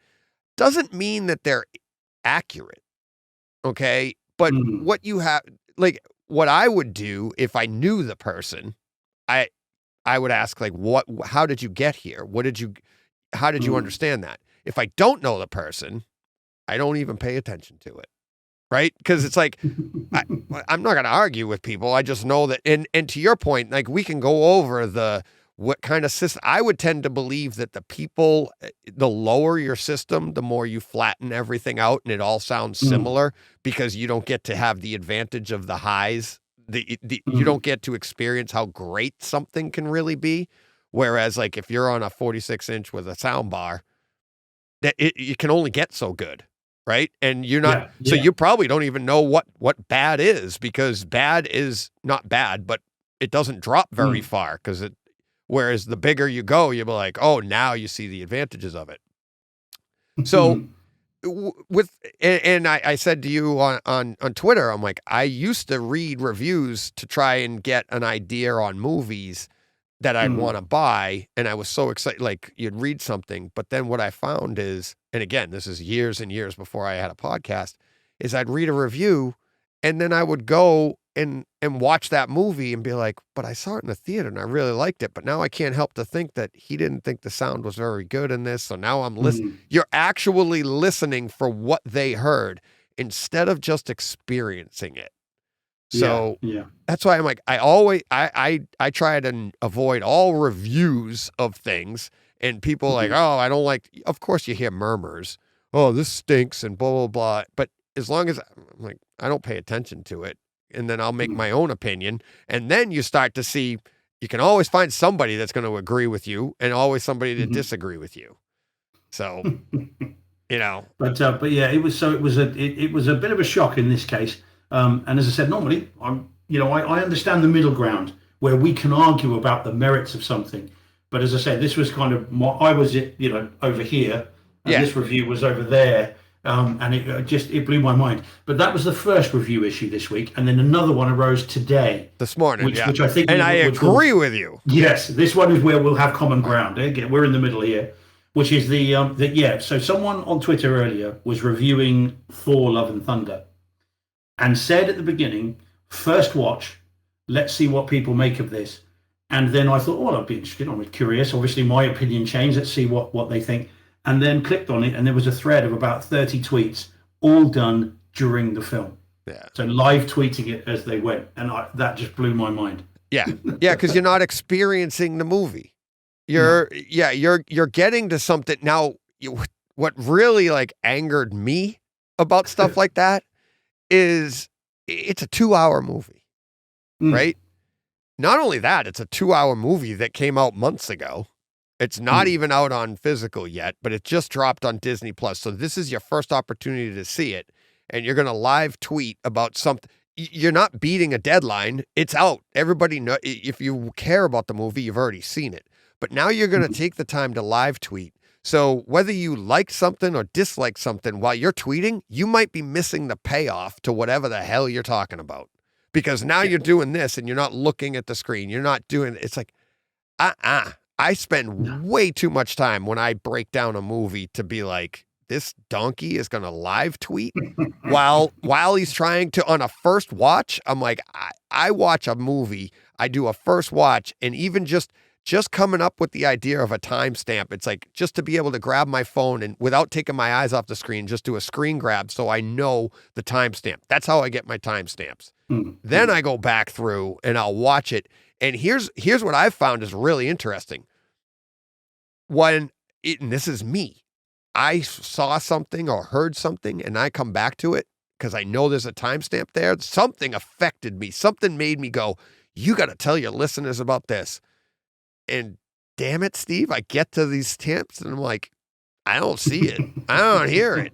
But it's like, but then you back up 5 minutes and work yourself into it. And all of a sudden you'd be like, there it is. And you knew because it was part of the context of the story. So it's like for people to be stopping and live tweeting while they're watching it. And like you even said, or I think it was somebody responded, even if you pause the movie, you've just ruined the flow. And these all have flow to them. There's a design to this. And you just took all of that, all the work that the writers, the artists, everybody involved, and you just like threw it out the window so you could be like, this is my review. Well, that's not a review. That's just some donkey talking about a movie while he watches it, which, by the way, when you're watching a movie, I don't want that donkey sitting next to me. talking in my ear. Quite, yeah. Well, this is the beauty of home cinema, isn't it? We go back to my argument about home theater being better than commercial stuff. But so the chap you were just talking about there, Bradley, that was Bradley Bjornstad, I think it is. He's a filmmaker. Oh, okay. So no wonder he was offended at the idea of someone watching a film through first. I get that. I mean, I just don't understand that logic at all. I don't get how someone would do that and then purport to give an opinion on a film when you've just not watched it. You've just watched a series of clips rather than an entire film. Film reviewing. We both review movies. You and I both do it, and we do it as from our own perspectives and stuff, and we do it, and that's fine. And Twitter and this has given us the option and the ability to do that.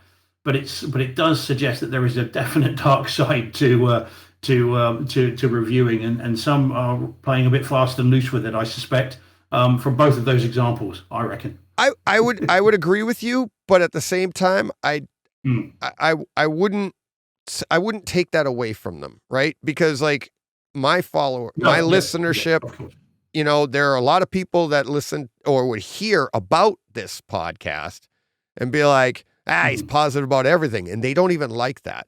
They want the podcast that, and I know some podcasts that all they do is that they can't wait to bash something. And there's a listenership for that, right?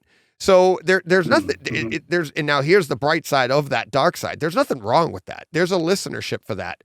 The irony, in my opinion, is being negative, so easy. You can find negative in everything. Yeah.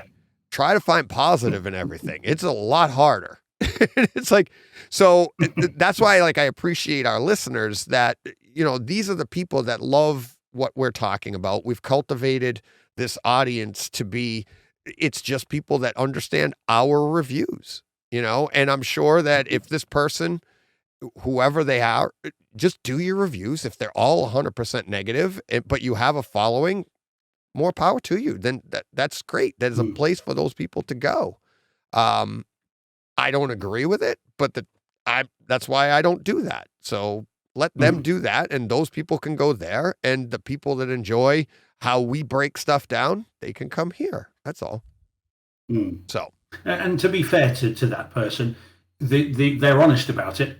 It would be, the ones that would be the really unpleasant ones are the ones who claim to have watched the whole film, but were live tweeting it themselves, and then, or watching it in bits while they messed around on their phone, and then claim to give it. At least they were honest about the opinion, which I think is probably the best bright side I can come up with about it.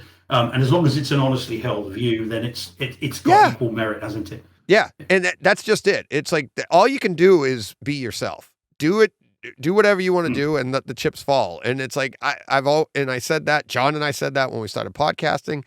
It's one thing to just say that out, but to actually put out a podcast and be like, this is where I am. This is who I am. And like-minded people will follow you. And that's how we all ended up together. So, I mean, and some big news on that. Actually, you know what? I probably already did announce it with John, so I might as well talk about it here with you. Brightside Green Room. You know about it. I told you a little bit about it. We've been talking about it in the past, but I'm hoping you'll be a part of that. You're gonna participate in the Brightside Green Room. Yeah. Cool. Yep. I'll be happy to walk on the door and doorman or door staff and make sure that the name's not down, you're not coming in, and all that stuff. Yeah, no, I'm really. Look, it sounds fun.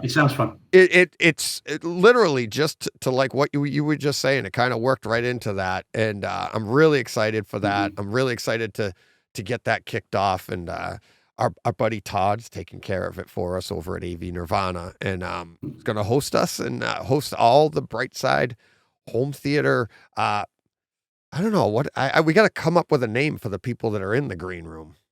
I don't know. I don't know. We'll have to work on that one. We'll workshop that one, but yeah. All right. What else? You got anything else? And then we got new releases, I suppose, for next week. Big week next week. Big week next week. We've got Elvis, which I know you guys have already got. But we've also got. No, I don't think we have it physical over here yet. Yeah. No, I don't think Oh, so. right. Okay. I think actually okay. I think that does drop next week. If I Okay. remember right. Well, we get Elvis as well on Monday, but we also get The Lost Boys, we get Poltergeist, and we get Crawl as well, all in 4K next week. So it's a fairly decent week for new releases, all of which I've got pre-ordered. So I'm looking forward to those. I'm not a Lost Boys super fan like so many other people seem to be. I like it, but I'm not a super fan. But I'm looking forward to seeing it again. I haven't seen it for donkey's years. But Poltergeist, great film I grew up with. Again, I'm sure I saw it far too young. And that and Crawl, which should have an absolutely barnstorming Atmos track. It is in Atmos. That the whole thing takes place during a storm. You've got the wind and the rain and everything else. That should be, I'm hoping, a proper reference disc rather than the 90s film we were talking about earlier.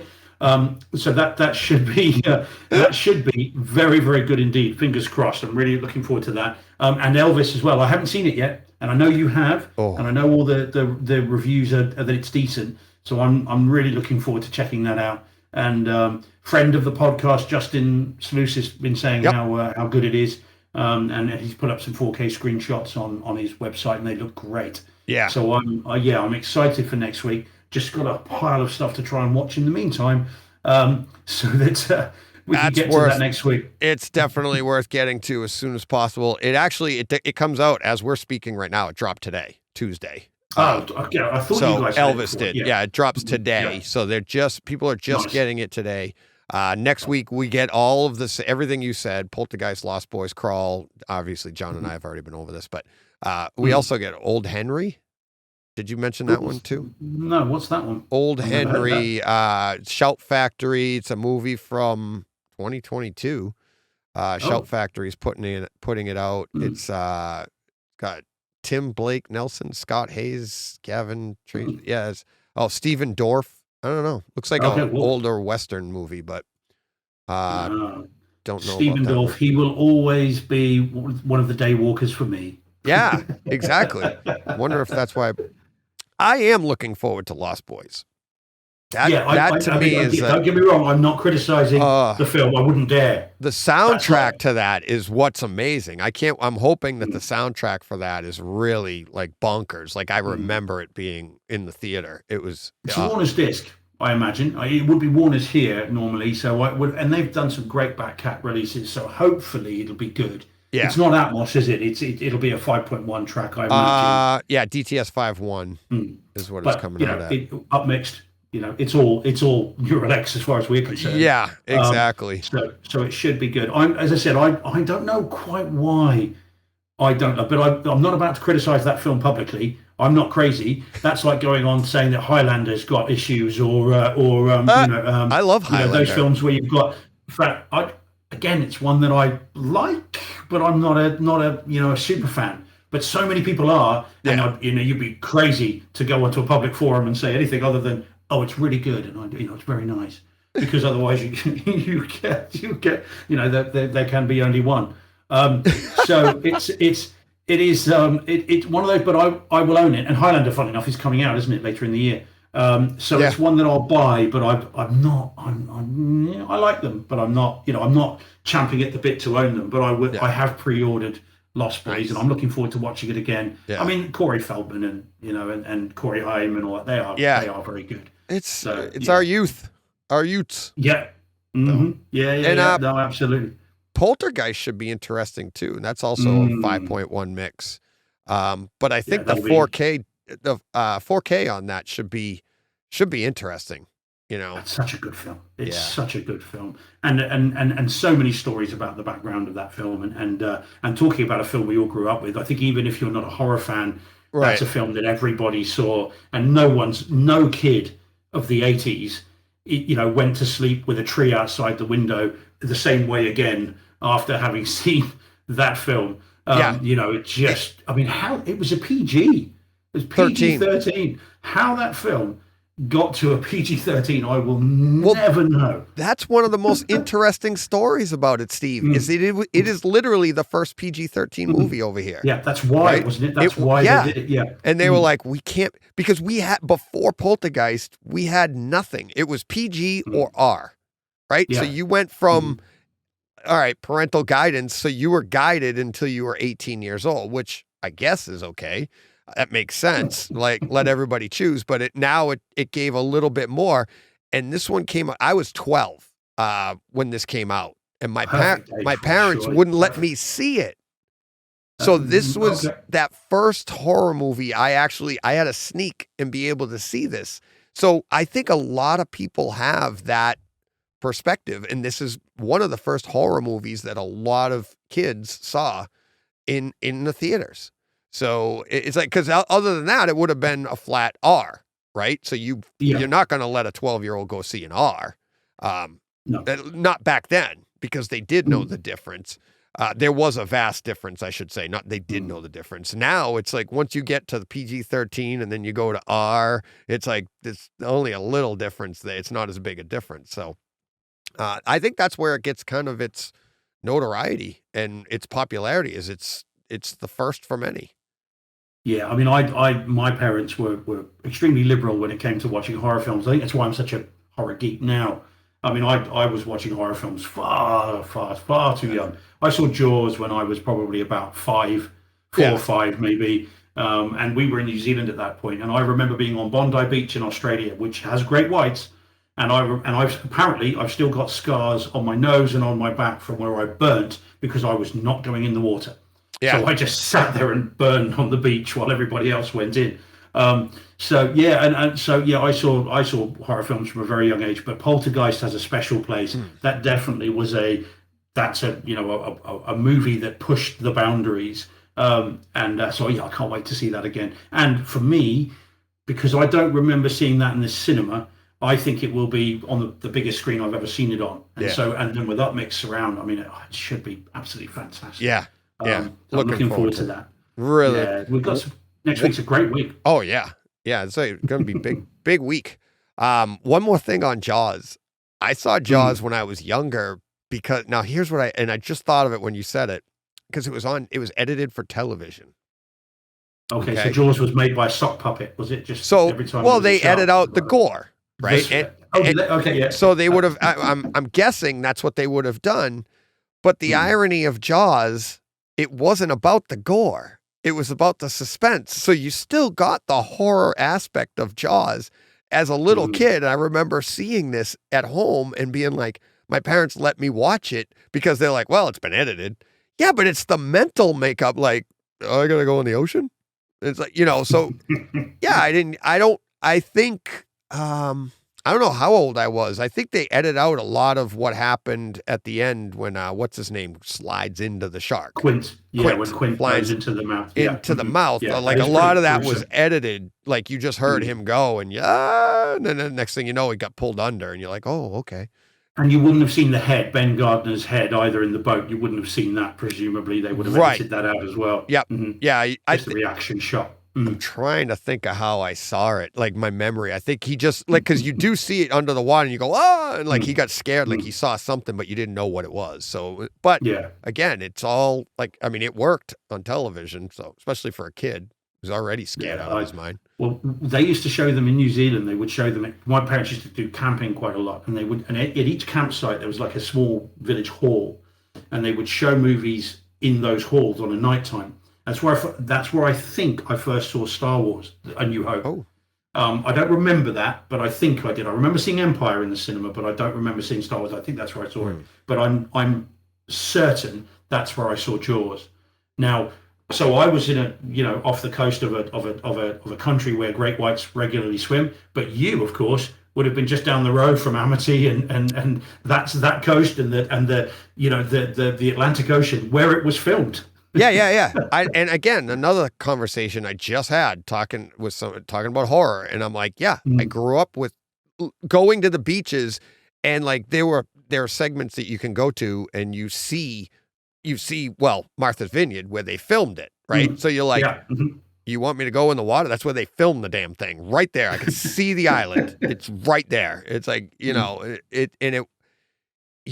but it was fun too. And then you'd do the trips, and it was nothing. That was actually fun. Like when as a kid, you got your license and you take the ferry over and you just drive over the bridge, get to walk over the bridge and stuff that the shark goes under, all of that fun stuff. So, I mean, I wasn't old enough when they filmed it to know what was going on down there at the time. But in the 80s, definitely. Yeah, we loved all that stuff. Go to those beaches. Well, at the time that when they were filming it, most people must have thought that they were just cranks.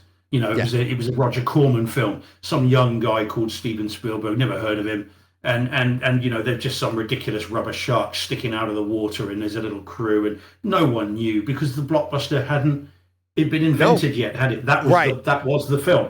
So no, even if you've been there, I'm sure it would have been the joke of the community, wouldn't it? Look at these idiots out in the water with this blooming great rubber shark. It's ridiculous. And look, because it looks ridiculous in photos, doesn't it? It just looks stupid. So even if you'd been there, you wouldn't have known. None of us knew. Oh, I know. Yeah, if you were there, you didn't know you were there for years later, till years later. So some might say Spielberg didn't know, and that no one really knew what they had until it was all Dreyfuss has said the same thing. Richard Dreyfuss said the same thing. They're like, we didn't know. Like, all right, whatever.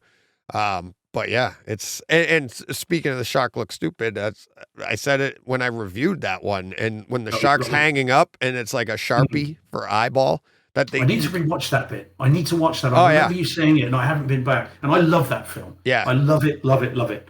And I need to rewatch it. I must admit, I haven't been back since you said that. Yeah, I'm talking very briefly about Jaws, and it would be remiss because if he listens to this and watches it, he'll wonder that Bradley Bjornstad, the guy I was saying, who's the filmmaker, he is a Jaws super fan. Oh yeah, and he's reviewed Jaws in 3D. They've just released it in 3D and in IMAX, haven't they? Literally this last week, just because we're up to date on it. And he reviewed the 3D, and he says the 3D on it is beautiful.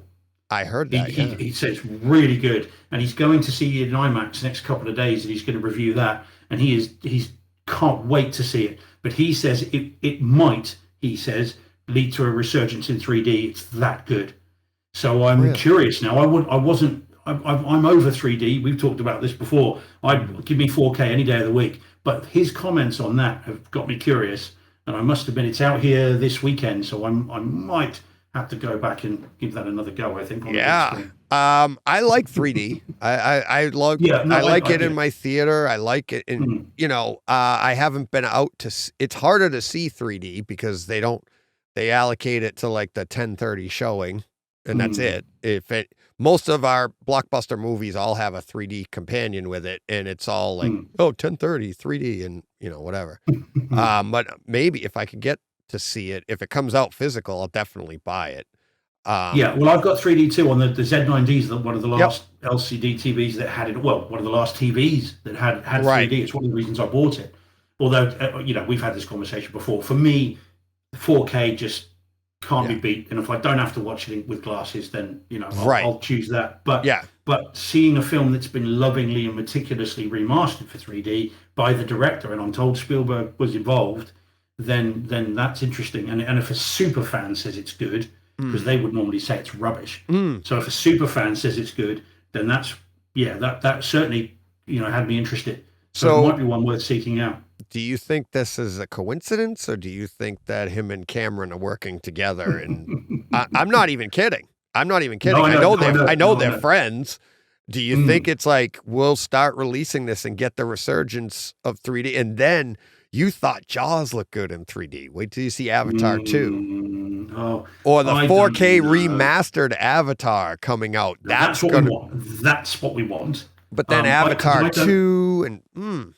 Yeah, because I don't like HFR, you see. I don't like it, at least not the previous bit that I've seen. I've only seen one film in HFR, and that was The Desolation of Smaug. So going back to Lord of the Rings, it's all linked. Yeah. It's all linked. It's all carefully, meticulously planned. Yeah. Drew, ties together beautifully.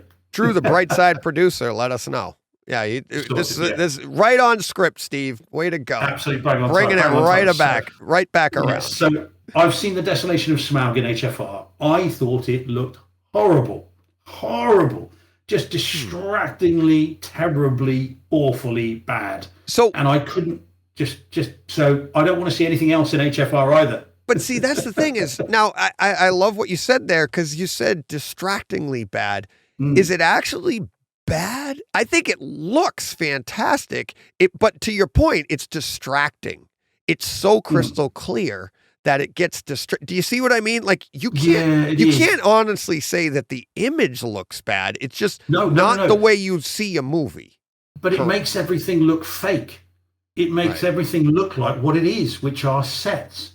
Right. You know, the everything looks plastic and plasterboard and so and clearly in the case of The Hobbit, it wasn't. Much of it was CG, and yet it just looked so weird that it and just so fake that it was distracting. It took me out of the film within 5 minutes. I was thinking, what am I watching? I watched the whole thing through. And it was the Desolation of Smaug, so you get the dragon stuff at the end, and it just looks so fake. Right. It removes the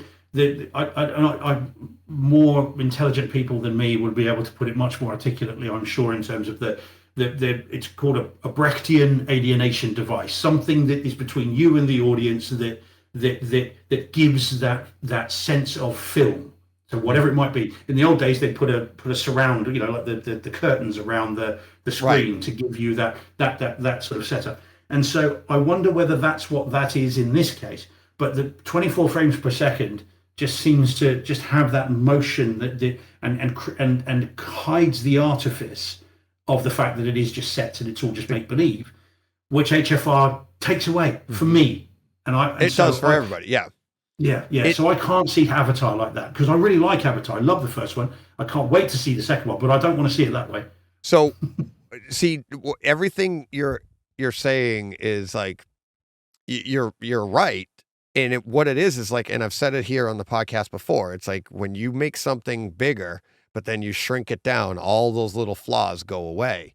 Well, you know, HFR makes everything bigger because now every flaw you have in your CGI is going to be enhanced and it's going to take you out of it.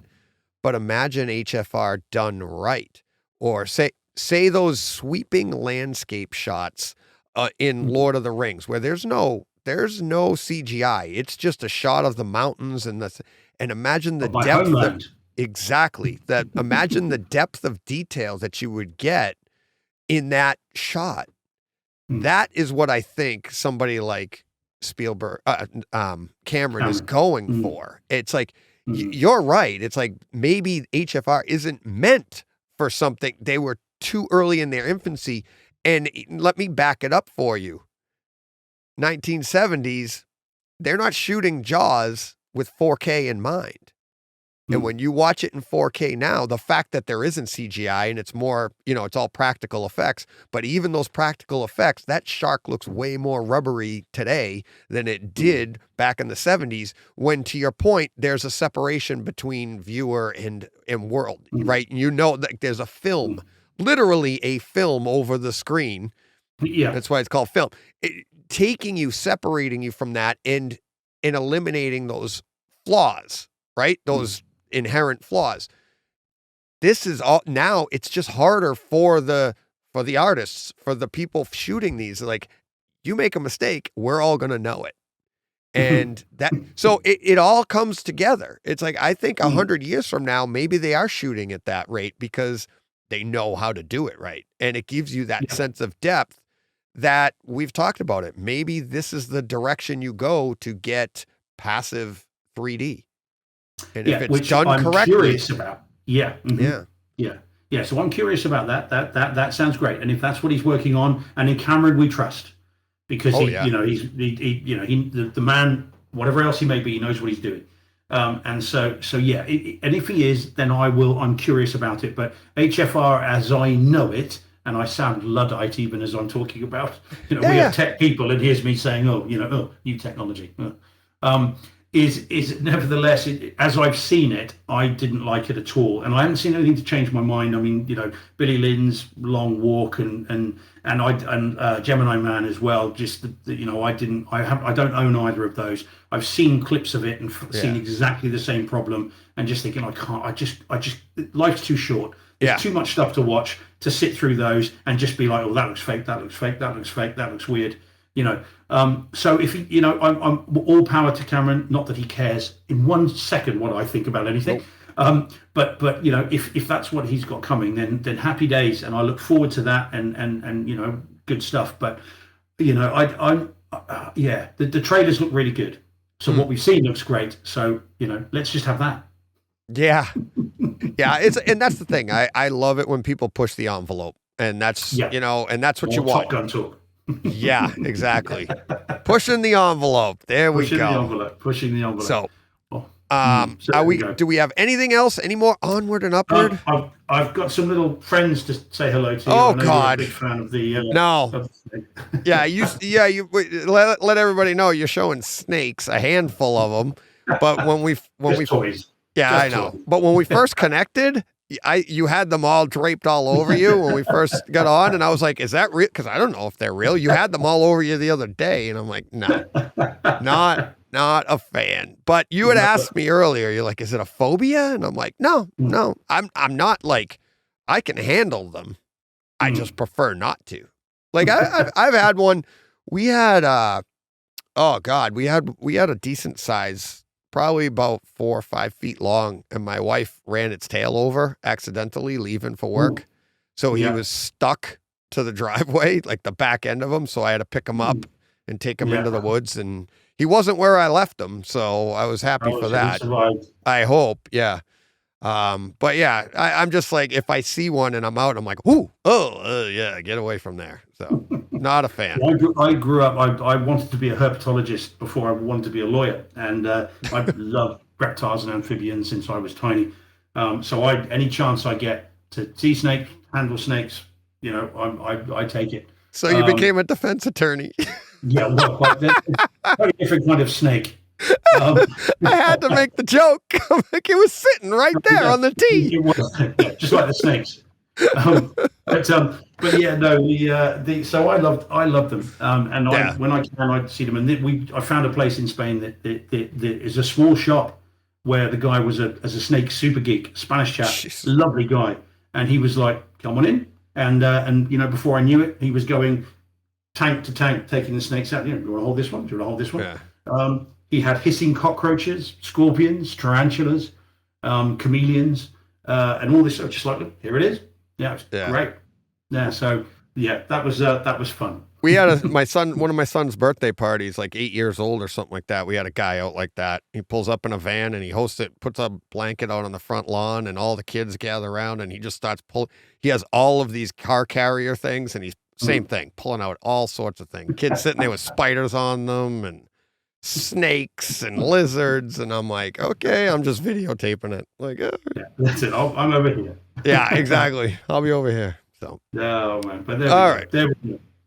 Great. Look at that. We only went an hour over the 10-minute mark.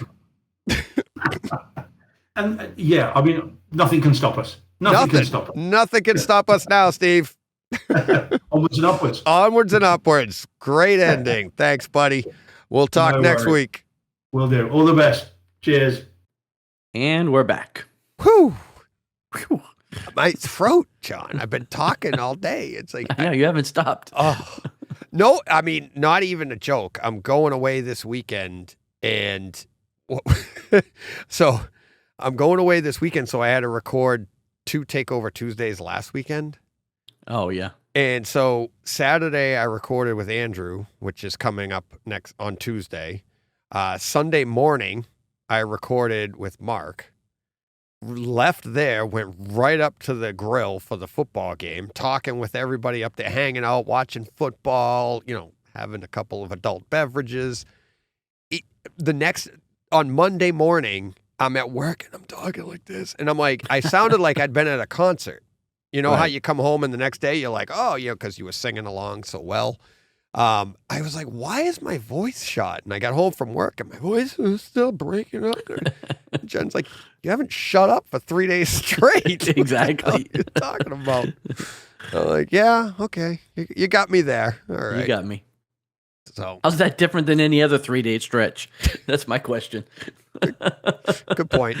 Good point. True. No, actually, I get when I work by myself, I just listen to an earpiece. Well, that's and I'm true. all Yeah, by 'cause you- myself. Because if Resting. you're talking a lot, then Yeah. Oh, yeah. Yeah, exactly. people are like, why is he talking to that bumper? I don't know. Bumper's not going to fix itself no matter how much he yells at it. Oh, all right. What are we up to now? What are we getting to now? We're getting to coming soon. Coming up on Tuesday, right? Yep.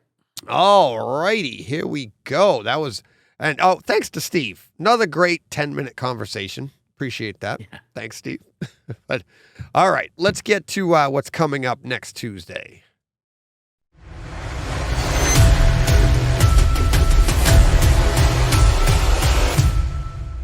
Boom.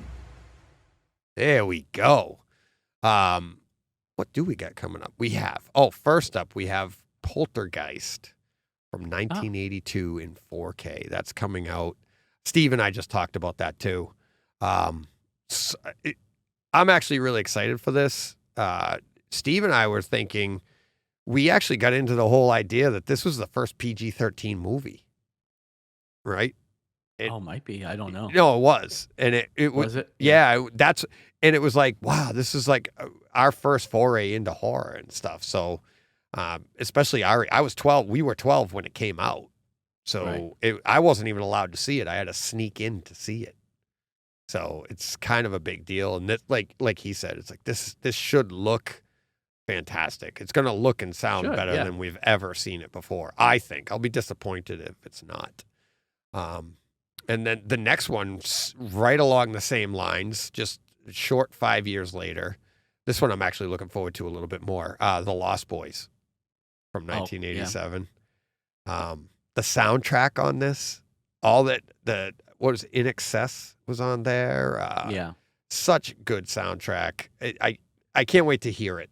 And I'm hoping, I think it's just getting DTS Master Audio 5.1, but it's still another one of those that should look and sound better than we've ever seen them before. So I'm really excited for that one.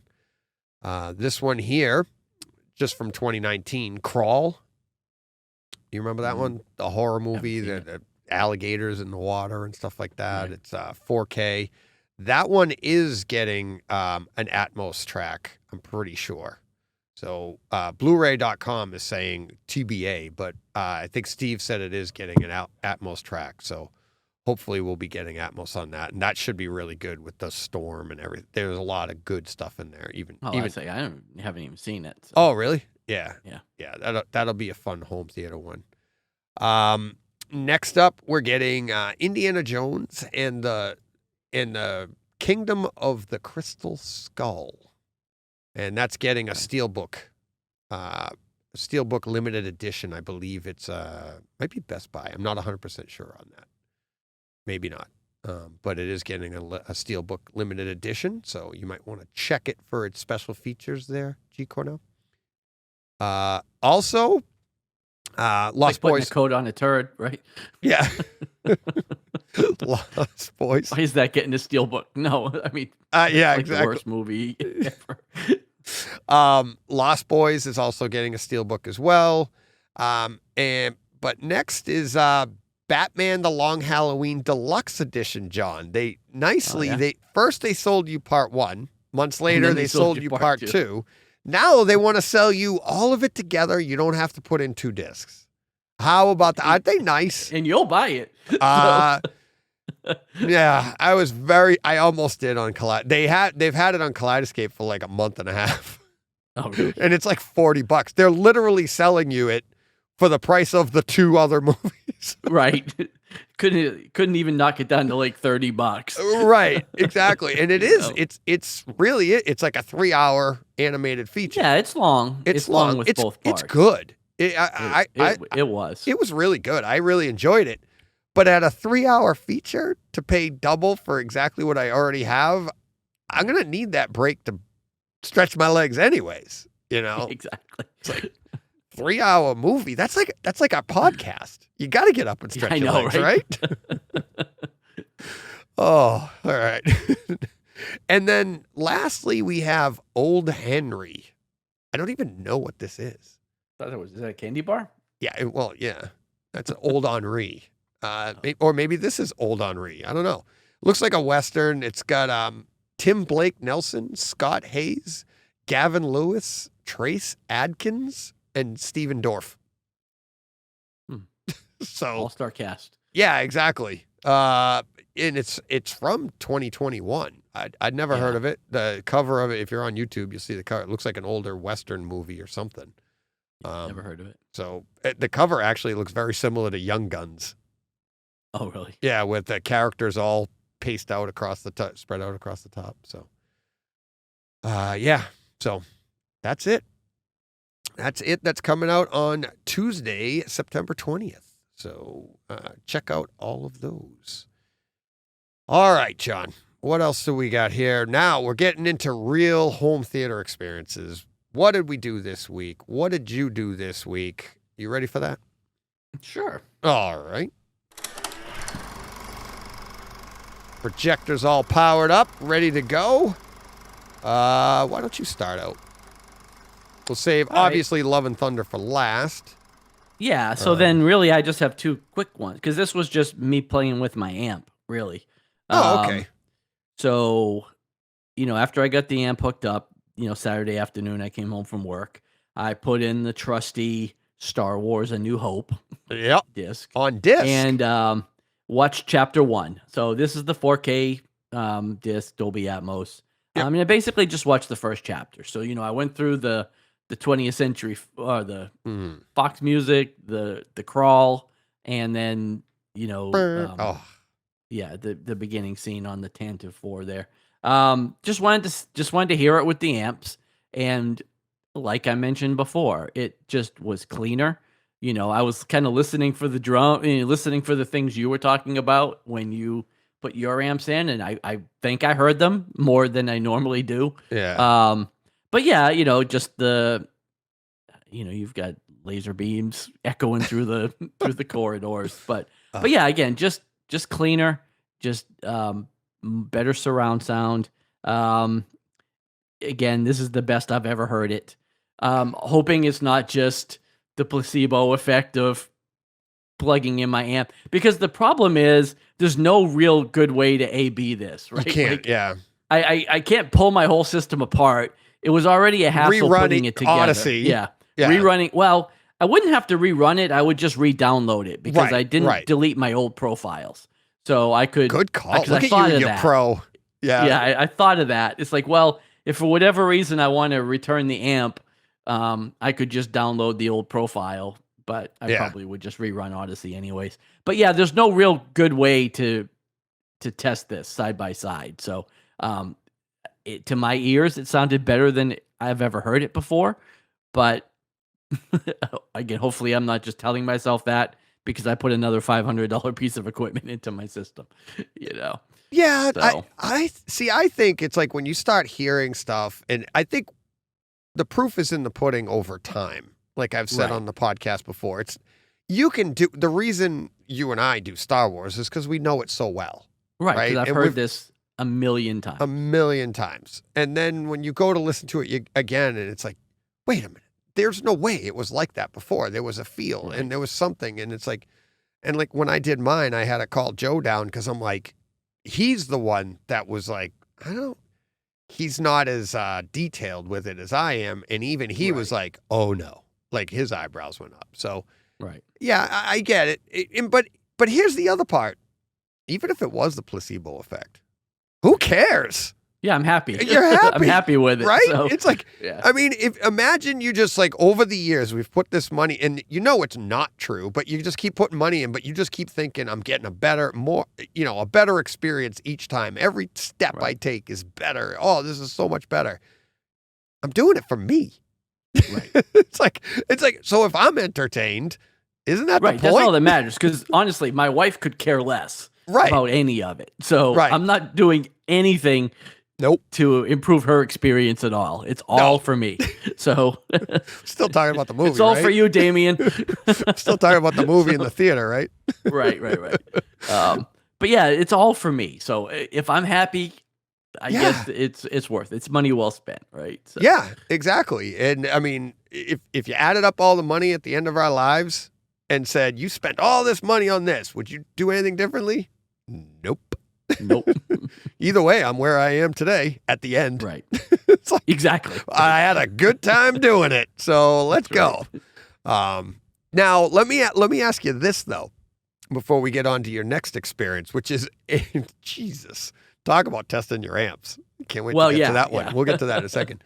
I had this experience once with Jen. She's the one that noticed it. Did you feel like your picture was better? Like a noticeable improvement in your picture, which there is none. Yeah, I didn't really Okay. notice that. Okay. But I'll be honest with you, I was more listening than watching. Like I wasn't, I mean, it was on and definitely I was looking at it, but I was trying to pay more attention with my ears than I was with my eyes. So I didn't notice anything specifically. Yeah. When I went from my Onkyo to the Denon and I brought Jen down for this, right? And she's like, wow. She's like, did you get a new projector too? Right. And it's that is part of that placebo effect where you get a heightened sense of something and now you're noticing different sounds. And what she was really taken aback by was the stage of the orchestra across the room. Right. But then that got her like, now I'm looking for more things. So she's seeing details because her her hearing is heightened too. And I've had other people say that they've had that happen. So it is pretty cool that like it all works together, right? And it's like, yeah, and I get maybe if I was paying more attention to the video portion of it, but I was kind of looking looking away a little bit. I was, like I said, more listening. I kept turning my head to see,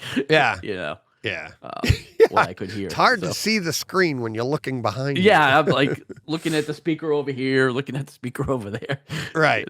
Yeah, exactly. So that's cool. That's cool. Yeah. All right. This next one, Lydia wasn't home for this one, that's for sure. She was not. And this was she in the state? Yeah. And it's a big state, so. Yeah. So next up, I wanted to kind of really put it through its paces, right? So the thing that came to mind instantly was Saving Private Ryan and the opening beach scene. Again, 4K disc, Dolby Atmos, and full reference level. Like I had this thing blasting to the point where I was like worried about my neighbors coming to knock on my door. And this scene ends up being a little bit longer than you think it is. Like 20 minutes. I thought this was just a few minutes, and then it's a good 20-minute I scene. reviewed it last year for, was it Memorial Day weekend or something like that? I reviewed just that opening scene. Right, and it is a good 20 full minutes. And it's just bonkers. Like, I don't even know how else to explain it. Like, I kind of wanted to take cover, Yeah. This one I did watch, I did pay more attention to the screen. I actually watched the scene. I wrote a comment because what you sent me last week, but I almost got Shawshanked by this. Like, I almost just kept going. I had to consciously turn it off because I had some other stuff I wanted to watch. Because I could have been 2 hours later still watching Saving Private Ryan. But yeah, this was it was just unbelievable. I mean, again, I never heard it sound better. Bullets fly. Everybody knows the scene, so I don't have to really explain it. But my whole house is shaking every time the mines go off or whatever they are, and there's bullets everywhere. Even when they're kind of shooting underwater, and you can hear that like the pss underwater.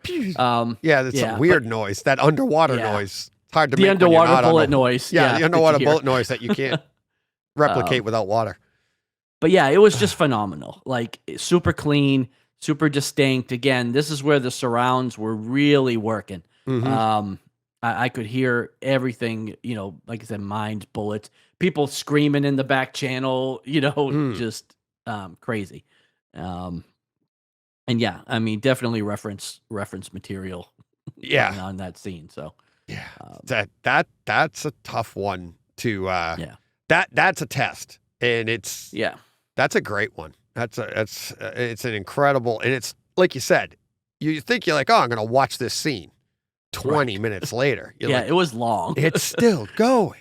And you're like, and it's a difficult watch too. It is. When I watched it, I was like, and I reviewed it, it was very difficult to watch because when you start to break it down, you're like, this is awesome. But you're like, it's so real because it was real. And you're like, it's like, but it is an amazing home theater test. It is. It's such a good experience, a home theater experience. Because it was like, okay, do I pull out Dune and pull out a few? Yeah. But I don't feel like I know those scenes as well, so I wouldn't have heard the differences. Even Saving Private Ryan, like I haven't watched that as many times as I've watched Star Wars, but I mean I've seen it. What a have bunch you? of times? Yeah, that's true. I've seen it multiple times, so I wanted to pick something that number one would give it a workout, but two that I was fairly familiar with. So because I thought about Dune, I thought about like Interstellar, but like these are movies I've seen once or twice. Yeah. And there would have been some good demo scenes, but I wouldn't have heard the difference. Like I said, really heard the differences. So, and again, I feel like maybe placebo effect once again, but I mean, I feel like it was better than I've ever heard it. Yeah. And I watched this movie not that long ago. Like this is one of the first ones I watched. This was one of the first 4K discs I bought when I started setting up this system here at this house. And so I watched it, within the last 2 years or so. And again, don't remember it sounding as good as it did. Yeah. This weekend. So it's great. It's great. So much fun. And that's the fun part too, also about getting new gear. It freshens your catalog. Like, you get a new display like Mike Schramm did, and then a new center channel like Mike Schramm did. It's like, and you're getting this. I did my stuff. And it's like you get new stuff and it freshens everything up and it just gives you another reason to sit down there and start bouncing around, watching different movies and checking out all different This is where scenes. I really wished I had the Kaleidescape though. Because again, trying to find several scenes on discs and getting up, swapping out the discs and doing all that stuff. It's like, having that playlist available on Kaleidescape would have been, I would have done several more scenes probably. If it was easier to do that. But and it's funny too, because I haven't even made that playlist. I have a few scenes of a playlist that I made, but I haven't even used that. Like when I do something, I'm like, it's so easy to bounce out and go to the next movie. So that's what I do. And the playlist is nice. And that's more like I can have that playlist. And if you have a Kaleidescape, I can go to your house and we can watch those same without having to bounce. Or I can just send you my playlist and you have the same movies. But yeah, I was just talking with Todd today, Todd Anderson, about it and saying like, I watch way more movies now because I can bounce out of a movie, go watch something else. Now, this is all stuff I've watched in the past, and I'll be watching something. I'll see a character in the movie and I'll know the actor and be like, oh, I remember them, and boom, bounce out and go to such and such. And you just do it. And it's so simple. Whereas if I had to get up and change my disc, it's like, all right, I'll just stay on this movie. So now I'm just bouncing around, and now I'll spend 3 hours watching 3 different movies, and then the next day do the same thing. So, but that's how my mind works. That's why it works for me. I love that. And but all right, let's get to let's see, what do I have this week? Let's start with this one I was actually supposed to mention last week, but I forgot to bring it up, and I don't know why. But Jen and I sat down, and you don't even like this movie. I don't like this movie. Really? So it's another Baz Luhrmann, is that how you say his name? Baz Luhrmann? Yeah. Baz Luhrmann. Moulin Rouge. Right. So it's just regular HD, DTS 5.1. Watch it on the Kaleidescape.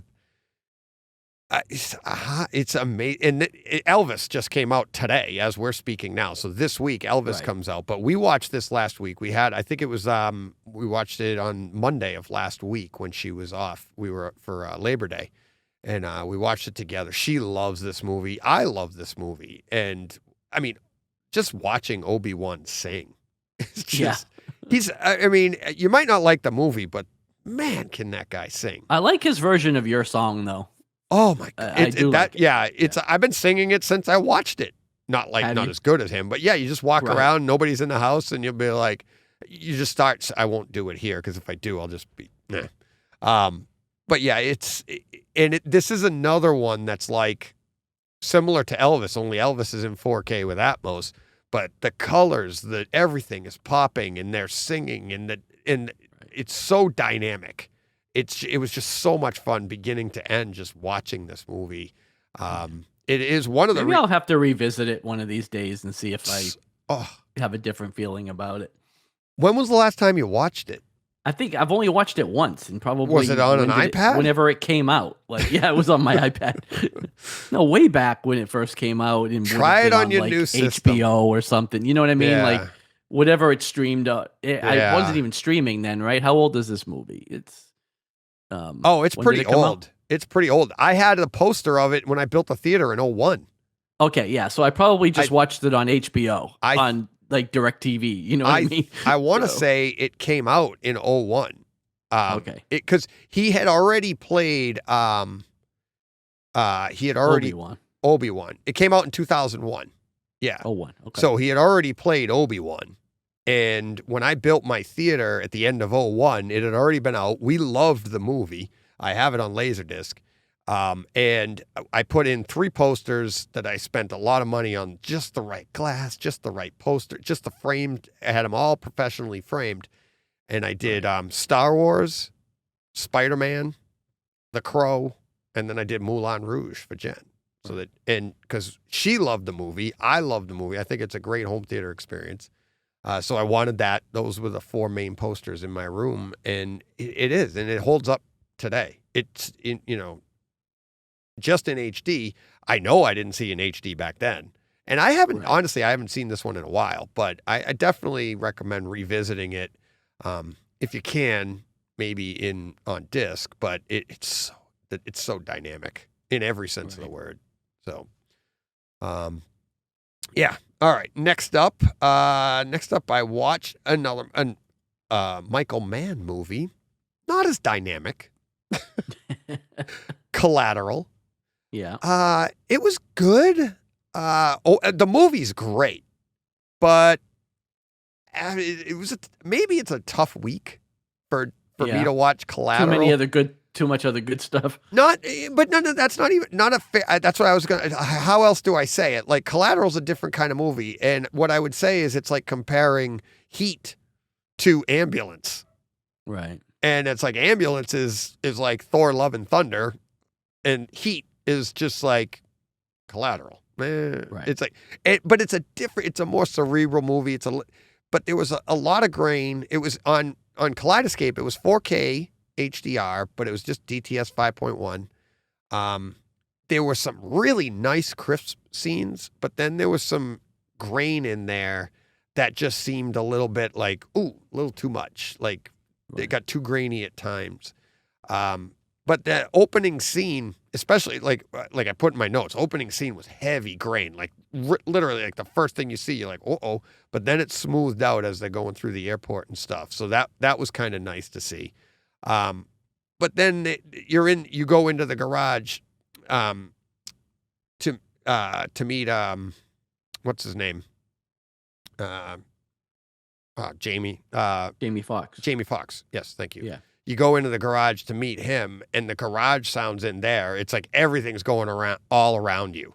And you can hear all garage noises, drills, blah, blah, blah. It really, really nice effect.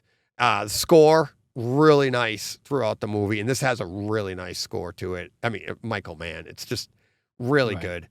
At 35:30, there were some really nice gunshots. It was more about the ringing of them, because I didn't find these gunshots through this movie to be like, again, it's a tough week because we've got so much dynamic content, and then you go to this and you're like, eh. And I really was like, I was going to do the next Mission Impossible movie. I actually had it on my list, but I got to the opening of it, and then that was it. But I was like, I haven't seen Collateral in a while, so I figured I'd take it in, and it was kind of tough. I thoroughly enjoyed it, but it's just not the home theater experience the other ones were. At 46 minutes, it was a gun with a suppressor, and that sounded really cool, but that was kind of like, That was it. That was about That the was big. it. Yeah. Yeah, and it was like, oh, okay, that sounded a little different, but again, this is about the sights and sounds and scenes, and this one here is more about the movie itself, and it's kind of. This one I sat in one sitting, watched the movie because it is that good. Like you get Shawshanked into it, right? And you're like, all right, I just want to finish this out because it is that good. But as far as home theater goes, I wouldn't say that this was one that I was going to be like, all right, everybody run out and get this for your home theater experience. But I think everybody should own it just because it's that good. All right. Next up, True Lies on Hulu. And wow, it looked fantastic. Did it? I didn't get a chance to look at it. Oh, it looks fantastic. It sounds like crap. Does it? Oh, yeah. Really? The sound in this podcast is more dynamic Mm. than this movie was. There were like some gunshots, and you're like, the hell happened there? Like, some of the explosions and just, dialogue was clear, so G. Cornell shouldn't have an issue with that. Right. Everything was fine, but it really needs to be, it was just bad. It was, it's a 5.1 PCM, and you're just like, okay. But I kept checking my system because of the Lumagen tells me I'm getting 4K, but I'm not. But Right. it's just HD from everything I've seen, but it looks fantastic. It's like there were some scenes that looked a little soft, but it's streaming on Hulu for God's sakes, right? Right. And it has never ever looked this good. I can honestly say that. I know it never looked this good because I've had the DVD, and you can't put a DVD on a 110-inch screen and have it look this Right. good. I've never seen it at 110 inches. I say, is it not? It's not on Kaleidescape. Nope. No. It's not out anywhere. It's not out on Blu-ray. It's not out. It's Just DVD. Just DVD. Just DVD. So Hulu has it in HD with a 5.1 PCM mix. Crank it up. I boosted my bass by 5 and then boosted my sound by another 5, and it gave it a little bit more of a feel, which was a little nicer, but it's still like, you're just like, okay, we just need this. But it did. It looked fantastic. The dark scenes that, the movie, and some of those darker scenes and the tuxedo in the opening scenes and stuff at nighttime, and the detail that you could see so much more than I ever remember. And it was really good. And then, the hotel scene when she does her little dance thing. Yeah. it looked just good. That little scene. Just a little good. Little good. So I didn't want to give a timestamp on that or anything because I think everybody knows where it is. It's really, really good. And that was a lot of fun to go through. So check that out. Hulu, True Lies. That's the best we're going to get for now. Right. And then, lastly, because where did it go? Where did I put it? There it is. Fellowship of the Ring. Yeah. Went through that. That one I took a few days. I do it's like a 3-hour version, the extended version. And I can't recommend it enough right now. Yeah. And I know it's an older movie, but with Rings of Power, it was so interesting because, you know me, I had trouble with Jamie Foxx's name 2 minutes ago. Right. Right. And I love Jamie Foxx. How did I forget Jamie Foxx? I'm like, Jamie, what is it?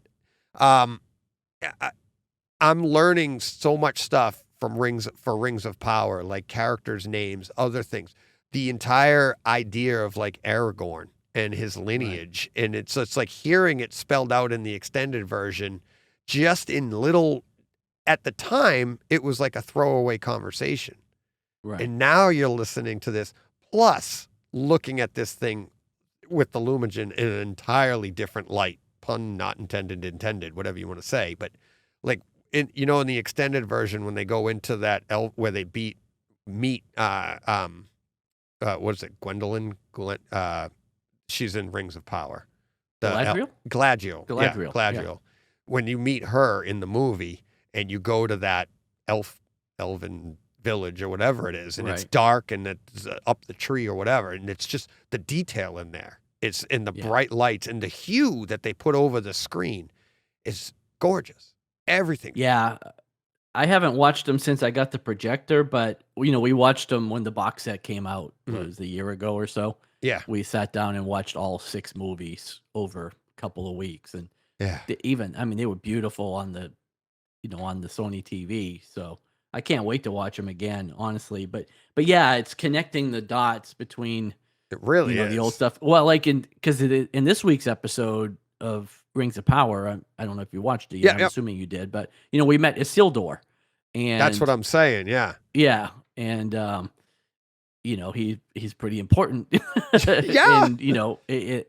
in that, and so yeah, seeing those places. Well, and again, going back to locales that haven't been destroyed yet, in Rings of Power, but yet they're ruins, and by the time you get to Fellowship, which is pretty cool. Yes, it is. To see those things. It really is. And what I love about it is it seems like it's so much like matter of fact.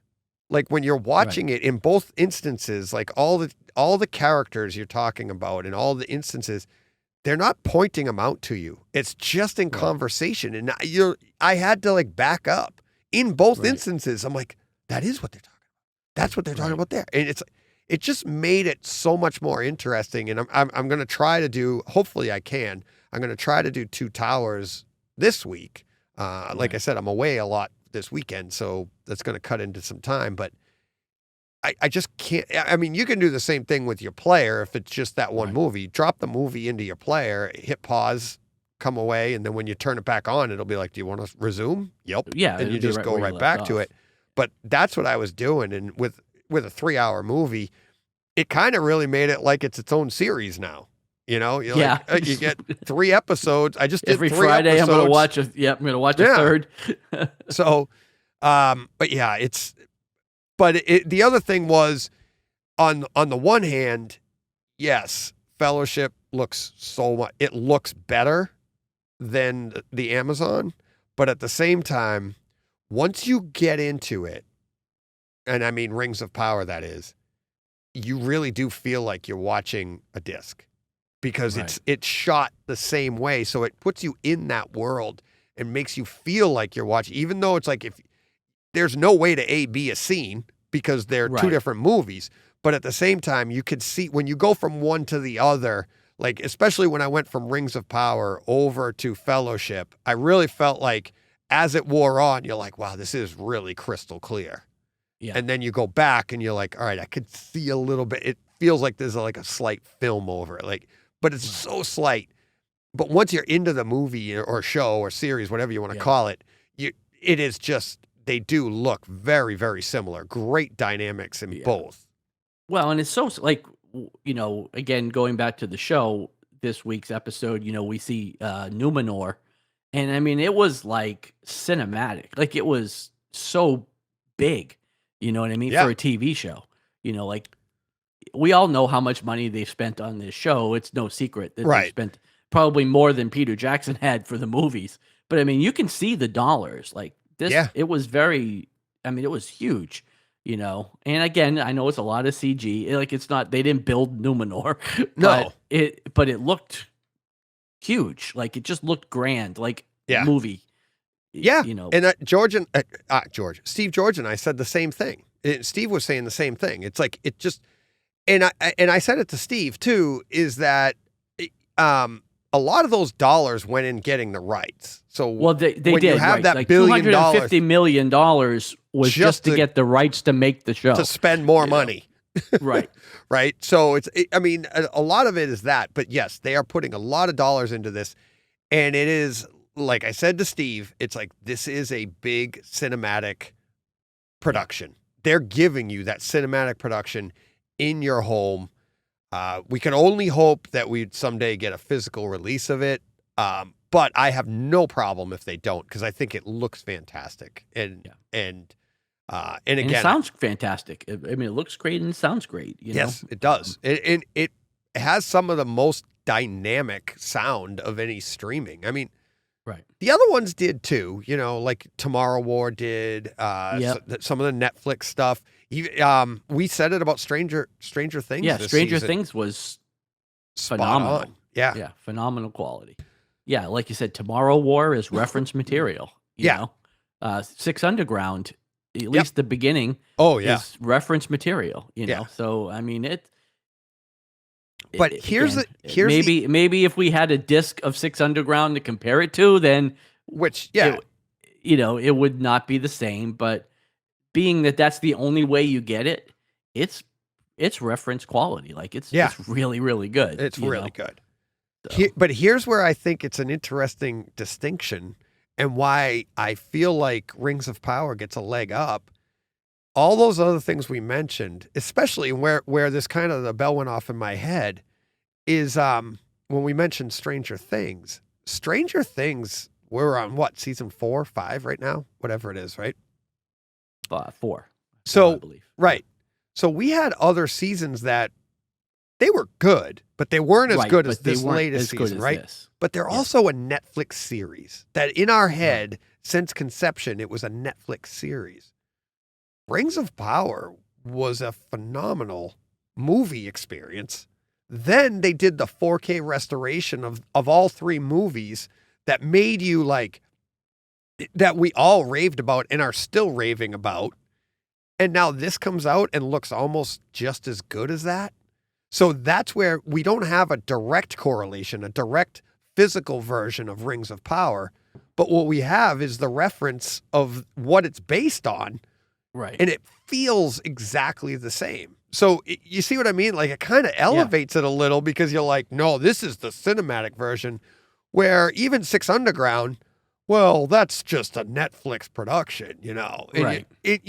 And I don't mean to sound like Scorsese, but do you see what I mean? Like Rings of Power is elevated. It's kind of Scorsese-ish. And the other ones are just like, that's streaming caca. Whatever, the old man on my lawn thing. Yeah, and I think it's because of the source material, and that's what's helping it. So it is so good. So that's why you're only everything we're saying is only strengthened when you go back and watch Fellowship of the Ring and start back in because you're just like, wow, it is good. And so, all right. That's the last one that I have. Other than that, we're going to get to, now we'll get to Thor Love and Thunder on, right. Why isn't that coming up? Oh, that's why.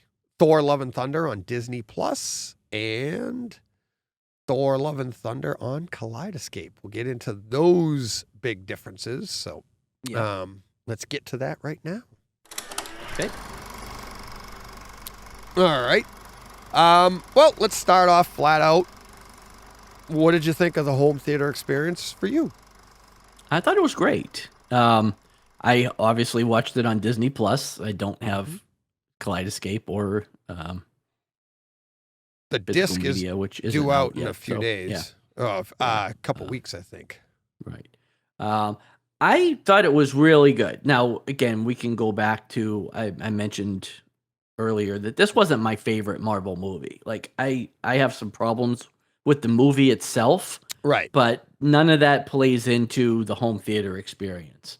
Obviously the advantage to Disney Plus is the IMAX enhanced aspect of it, but I'm sure that the quality level was still far superior on Kaleidescape, but I don't have that, so I can only go by what I was able to watch. And I thought it was pretty good. Like, I have some scenes that we can go through later, but I mean, overall, I thought the bass was pretty punchy.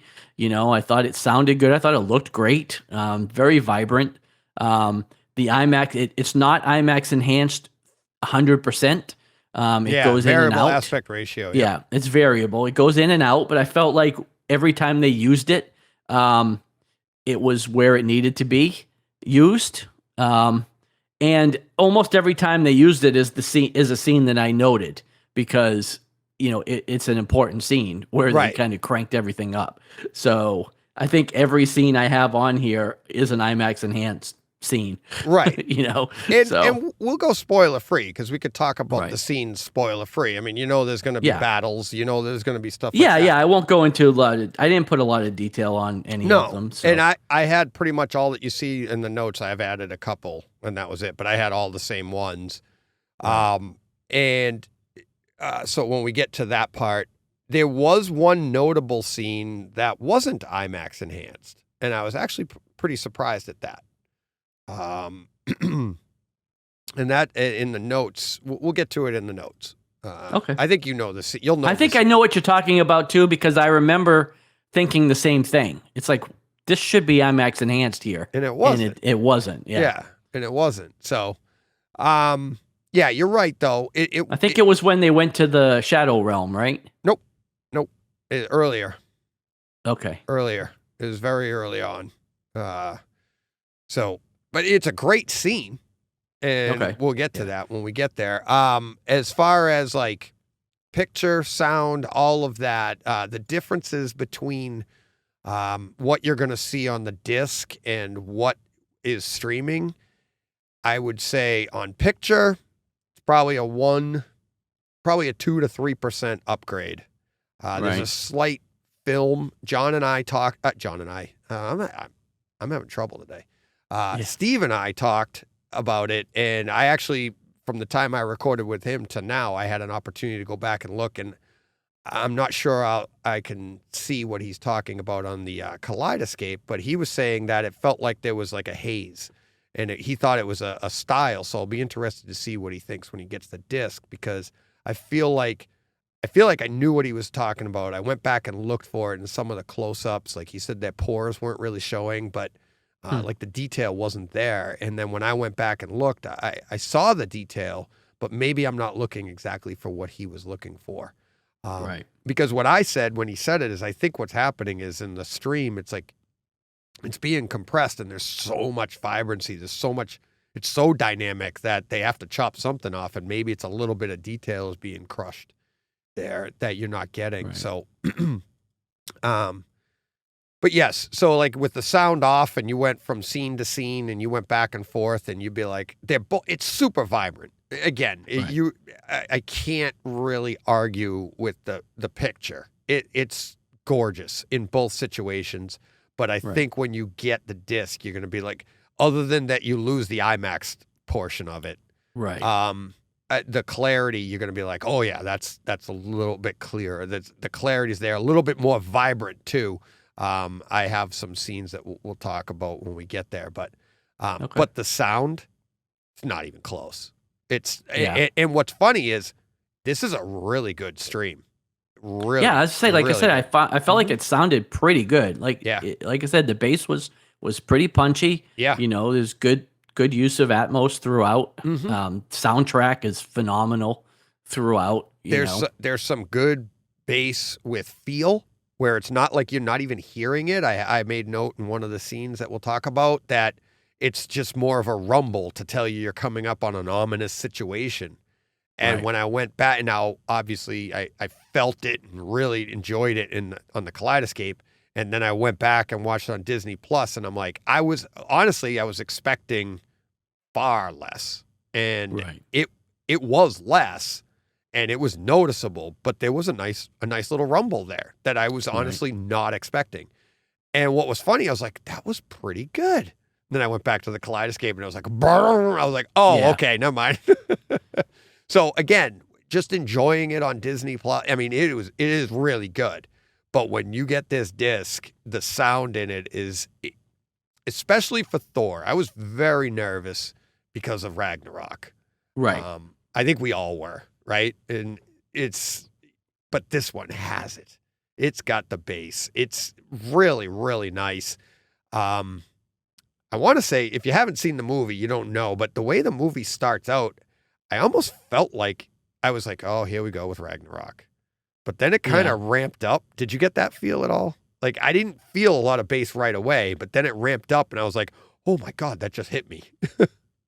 Well, yeah. Well, I guess by the time we get to the 10.5-minute mark where I have my first scene, it started to kick in, But yeah, I don't even remember. Like, but I feel like before that, it was just Korg talking, right? So there wasn't really. Yeah.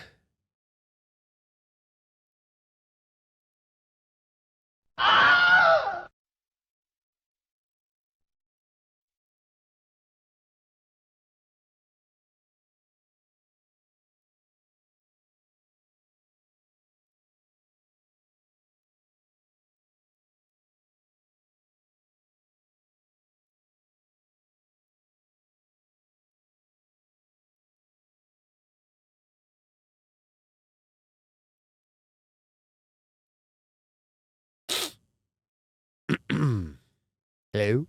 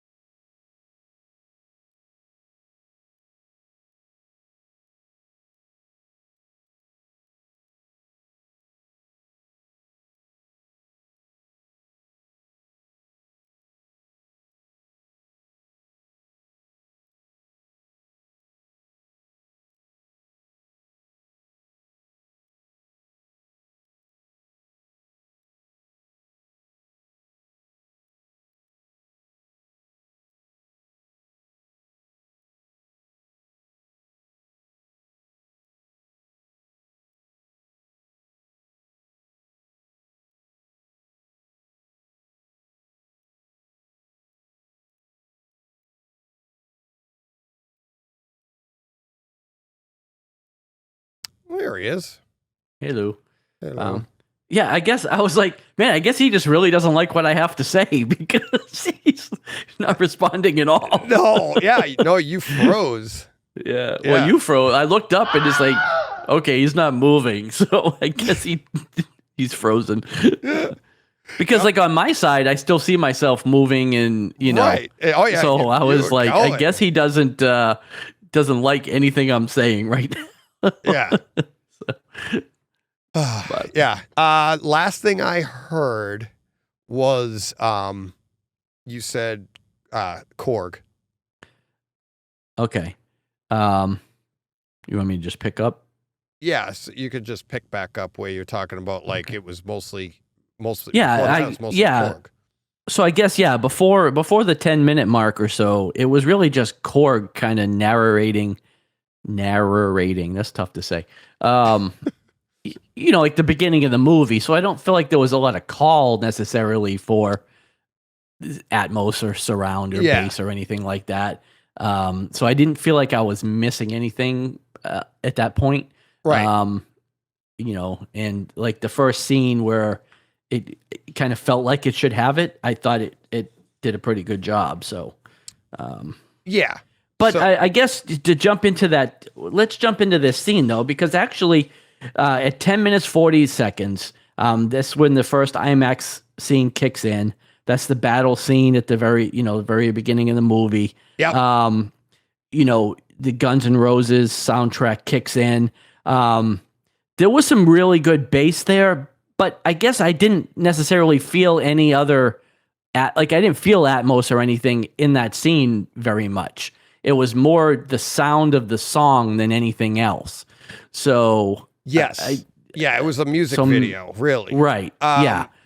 There was some night, and that's where I think maybe on the physical release we'll get a little bit more of the hammer flying around. Yeah, spoilers, the hammers fly.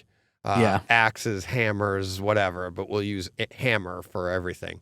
You get that flying around, and it just felt like there was a little bit wider of a stage. if Okay. that's a better way of putting it. But the Right. bass, it's so funny because we all, especially with this one, because of Ragnarok, we're so conscious of like, I just want to have bass. But you're right. Right. It's like in this scene here, it was like, you had the gun. Which song was it?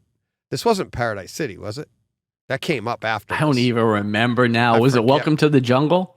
Yes, I do think It was Welcome to the Jungle, yeah. And it Yeah. was just, yeah, because at the end of the song where he's like, huh, they actually, Right. they took that out because the huh was amplified by his landing, which had really nice bass to it. Yeah. So you've got all of that stuff going on. There was a lot to the scene. It's a funny scene too because of what happens is. and everything. Right. But yeah, with the Guns N' Roses playing, I felt it was really good. Yeah. The scene after it that I noted after this one, this is more where I was. This is talking actually about. the one. This is the one you were talking about. That's not IMAX enhanced. Correct. Because now that I see it here, I remember thinking the same thing. It's like this is the big debut, and like, why are we not in Yeah. IMAX enhanced here? Right. You know? So, and it's a battle scene. It's a nighttime battle scene in a village. Right. Type thing. It's at 29 minutes, 45 seconds. It's literally chapter 10 when you get to your disc. I gave it a box of popcorn. And what was nice for me is going from the Kaleidescape to Disney Plus is they're both in 241.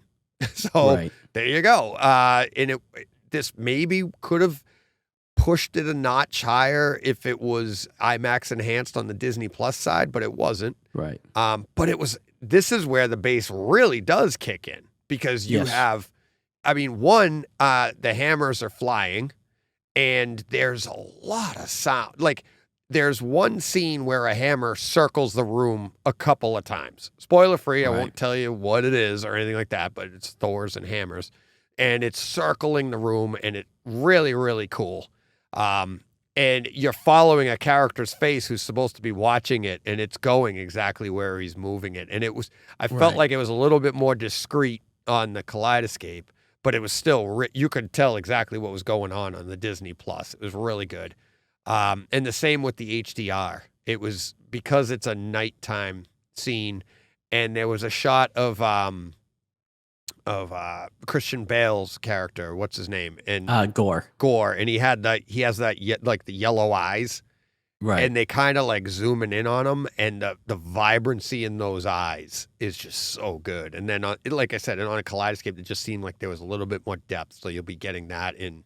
Well, at the time you hear this, it'll be the already following out. Tuesday. It's coming out, not Right. next Tuesday, the one after it. Oh, okay. So yeah, it really, really good. And again, a lot of detail in the background and stuff that you can see because of the HDR. Both versions looked really, really nice. But yeah, that's why I gave it a box of popcorn. It looks so good. So good. And you had this one here. This was Yeah, another the next one IMAX. here is at 50 minutes. This is just eye candy, really. But this is goes into IMAX enhanced, and it's kind of the wide shot of Omnipotent City, and it was just so vibrant. I mean, it just looked phenomenal. Again, even on Disney Plus, I'm sure it was just that couple of percent better on Kaleidescape, but Yeah. it looked awesome, like so colorful, so vibrant. I'm going to be honest with you. When you get this on disc, you're going to have trouble seeing the difference because really? it's so bright that I think the colors are a little richer, but the time it takes you to go back and forth and Right, you don't even the notice it. IMAX enhanced on Disney Plus, this is Yes. one of those where you're like, this is the way you should see this city. Right.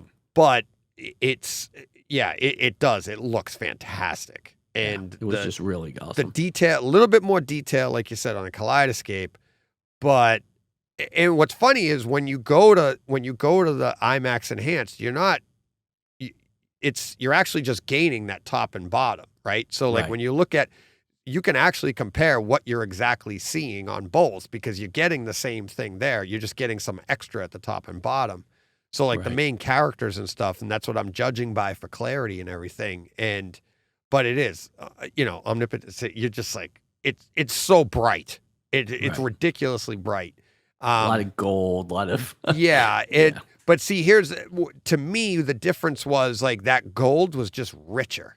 when you looked Right. at it, when you're going to see it on disc. It's going to be it. I don't want to say it's washed out on Disney Plus because it's really not. You're gonna if you went. I know what I saw, and I know what you guys are seeing. You're going to be like, Right. there's nothing washed out there. It's just a little bit richer in what you're going to get on the disc. So really, really cool. And this next one.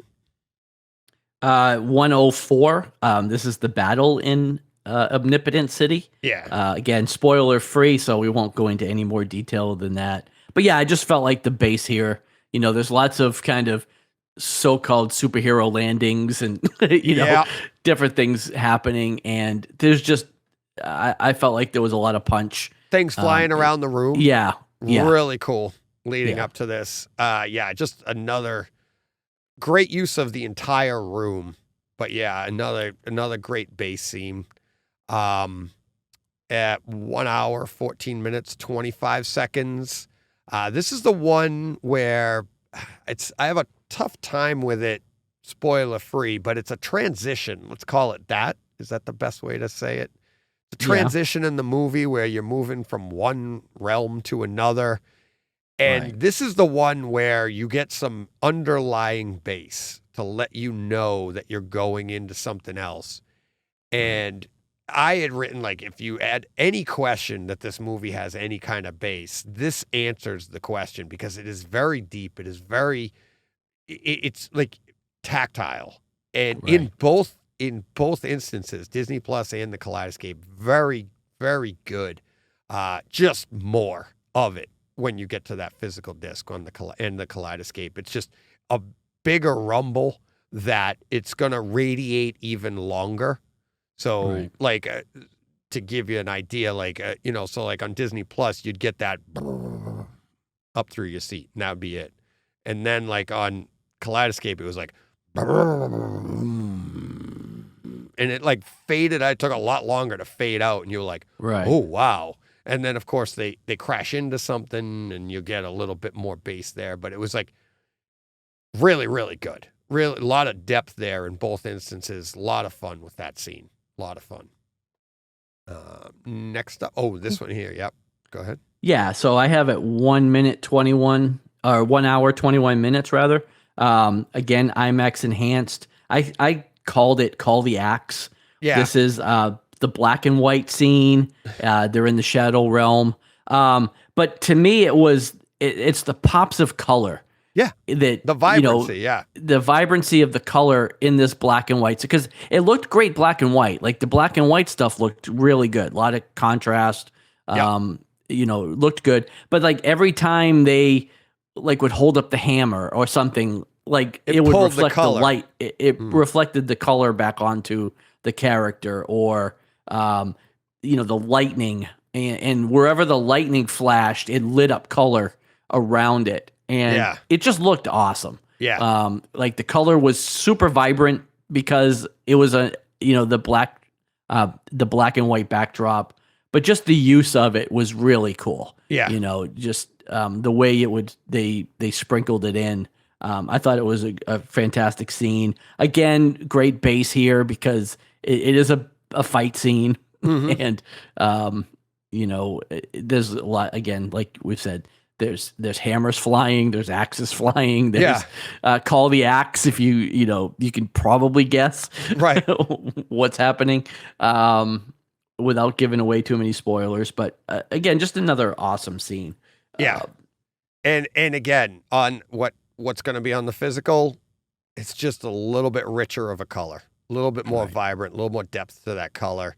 Kind of like what I found it felt like to me is like I just said about the bass, like going out. I felt like those reflections you were talking about, those hues, they seemed to, they permeated a little further.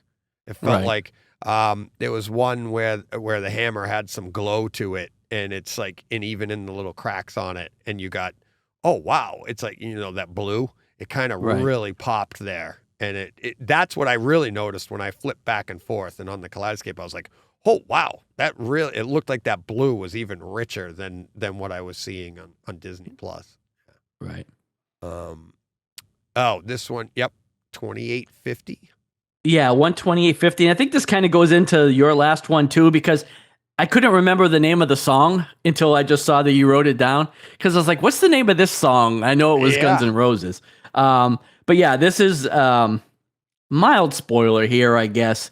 But again, I called it the entrance to eternity. This is kind of the final battle of the movie. Yeah. You get the the November Rain is the song that's playing. Right. And but did you notice, spoiler free, don't give away what they're saying, but they only use a portion of the song. Right. But it's the portion that plays, listen to the lyrics that they're allowing through and they're repeating through this scene. And it's really powerful to the scene itself. So like if you haven't seen the movie, when you get there, you'll know what I'm talking about. If you've seen the movie, go back and listen to those exact lyrics and which I'll have to do because I can't think of what they were. Okay, so I'll tell you afterwards. But it's very powerful for what's going on in the movie. Plus, that song, the way it plays yeah, just the beat of it was awesome. It gets you fired up, right? I remember when I saw it in the theater driving home, I pulled it up. I'm like, hey, S lady, play November Rain, and I listened to it all, and it's a good 11-minute song or whatever. So I'm like, so it gets you all the way home. Yeah, it gets me all the way home. But it sounds so much better in the theater, and it was and during this battle scene, which of course has stuff flying around and this was landings and crashes and booms. This was like all the culmination of all the surround sound, the bass, because this is again, it's the final battle, so there's stuff happening everywhere. Again, without giving any spoilers, like he conscripts a little army to himself to to help in the battle, which was really cool. Great use of the lightning and all of that throughout that whole and the lore scene. So it was very cool. And really great bass. His little wink when he had his eyes closed and he goes and opens one eye and goes, for a limited time only. Right. It's so good. And that's, I mean, if you haven't seen the movie, you don't know what the heck we're talking about. That's not a spoiler. No. And like I said, and I don't want to spoil anything. It's so good. So, yeah. And again, like you said before, it's like it has its flaws as far as MCU movies go. But I've now seen it. I watched it in IMAX. Or IMAX Enhanced. I watched it regular completely and bounced back and forth. And like I said, even that November Rain lyric that I picked up while I was trying to review for the scene and bouncing, and I was like, oh my God, you realize what's going on there. And then that lyric hit me and I was like, wow, to me, that's the stuff that it makes it even a better movie. Cause then, and there's some decent meaning to this movie as well that we don't have to get into, but. And I feel like I actually enjoyed it more this time around because I had my initial disappointment when I saw it in the theaters. It didn't live up to what I hoped it would be, right? But I went into this viewing already having that. Like I wasn't let down because I already knew what to expect. Right. So I went into it with a different perspective, and I just had fun. It's goofy, it's jokey. Those are the things I had problems with initially. Right. But this time around, I had no expectations, no bubble to burst. So I just kind of took it for what it was, and it was a lot of fun. It is a fun movie, and it was fun in the theaters too. But I had a certain expectation the first time around that wasn't there this time, and it allowed me to enjoy the movie a little bit more because I just took it for what it was and had fun with it. So. Yeah, and again, as far as a home theater experience goes, I think it's fantastic. It totally redeemed from Ragnarok. If we could get Ragnarok produced on disc the way this one is, we'd be very happy. Right. Because Ragnarok very similar. We got the image, the picture looks great in Ragnarok. We just need to have that dynamic soundtrack as well. But you said it was better on Kaleidescape, right? Slightly, not as good as this. Still not as good as this. And that's a good point. That's another thing. Like we always say, like the Disney Plus discs are 66 gigabyte. Right. Let me look quickly here at what this download was on Kaleidescape. Let me see. Let's see. The download on this is 63. So it's should be Pretty much the same. should be relatively the same, but I have had issues in the past where it's slightly a downtick to the disc just because, and I had mentioned it on the podcast before. I can't remember what movie it was where I was like, maybe they just use the same algorithm because like if you're putting, you know what I mean, to compress everything so that everything's consistent. But the downtick in sound from, there's no way, I know the disc isn't going to sound like what we got on Disney Plus. So Right. there's no way. But yeah, so it's so much fun. It's such a great experience. And like you said, and every time I watch it, I find, like I said, like that November Rain thing. And Right. oh, by the way, that scene I gave 3 boxes of popcorn because of that. Yes. Because it is a great ending battle. Right. Great bass, great picture because it's a darker scene. So then you have, bright Lots of color. lightning Yeah, and lots of colors stuff popping in. and Yeah. lots of characters. We won't give it away. Lots of stuff going on. Lots of battle. Lots of great things. So definitely check that out. Started at 128.50, and then November Rain actually comes in at around 132. So, Right. but it's great movie. Great, lots of fun. So, yeah. All right, is that it for Love and Thunder? Yeah. All righty. All right, that's it for this week. That is. Is that it? That all you got? That's it. I mean, again, I watched a couple other things that don't bear mentioning necessarily, but I watched all of Cobra Kai season 5. Feel free, John. Well, a little bit of bright side extra here. Well, so 2 things I watched. I watched We Crashed on Apple TV, which actually wasn't okay. bad because, again, Dolby Atmos, Dolby Vision. It had some good stuff, but it wasn't necessarily noteworthy. But very interesting watch if you haven't seen it. I despise both of those people now. Oh, really? I haven't seen Yeah. it. What is it? It's the story of WeWork. Jared Leto and Anne Hathaway star. But Okay. they're the founders of WeWork. And it was the story of their rise and obviously their crash Yeah. through that. But a pretty interesting story, but yeah, they're not good people. And then, I now don't know what I'm going to do on New Year's Day because I watched all of Cobra Kai season 5. I meant to text you that. It's like, I'm like, why did they just, were you prepared for that to drop? Would that drop Friday? It dropped Friday. I knew that it was on the horizon, but I wasn't expecting it this week. Yeah. It took me by surprise a little bit, but of course, when I saw it, I had to watch it. Did Yeah. you watch any of it? 3 episodes.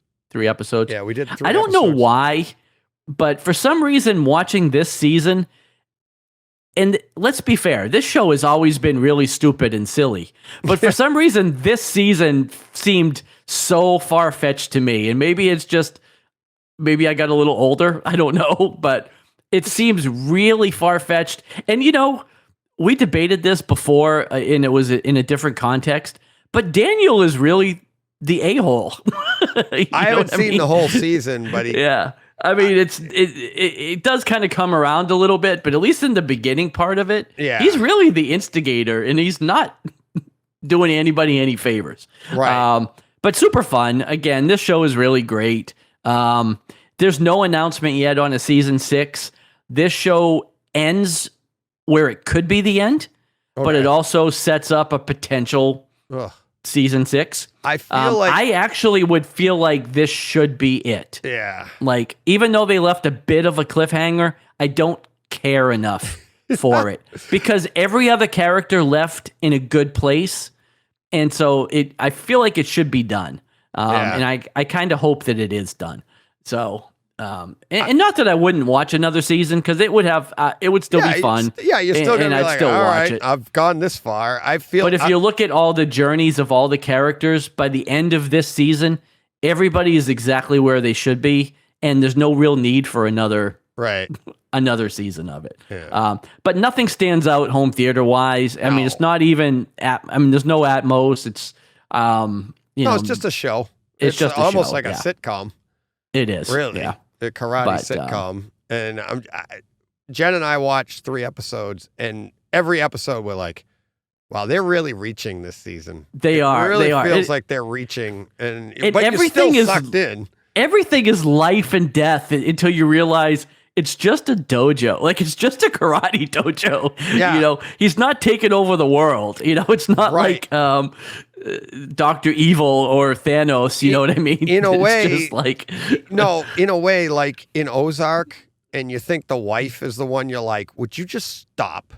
Just let him. He knows what he's doing. In Cobra Kai, I feel like you said, like Danielson's wife, she's in charge. Like, just do it. Like, who cares? Right. Let him just do move it. Just be like John. Because honestly, like Johnny has moved on, and if Daniel had just moved on too, there's no season 5 because let it go. There's no reason for anything to happen. Oh, but he's run. I mean, this isn't a spoiler to this season. This is the entire thing. He's running a dojo that I don't like. Okay. Right. It's like, okay. All right, just ignore it. It'll go away. Or but he's going to be successful. All right. That means a bunch of people like it. Just let it go. I don't like Starbucks, but like I'm not out there trying to fight anybody. Right. Exactly.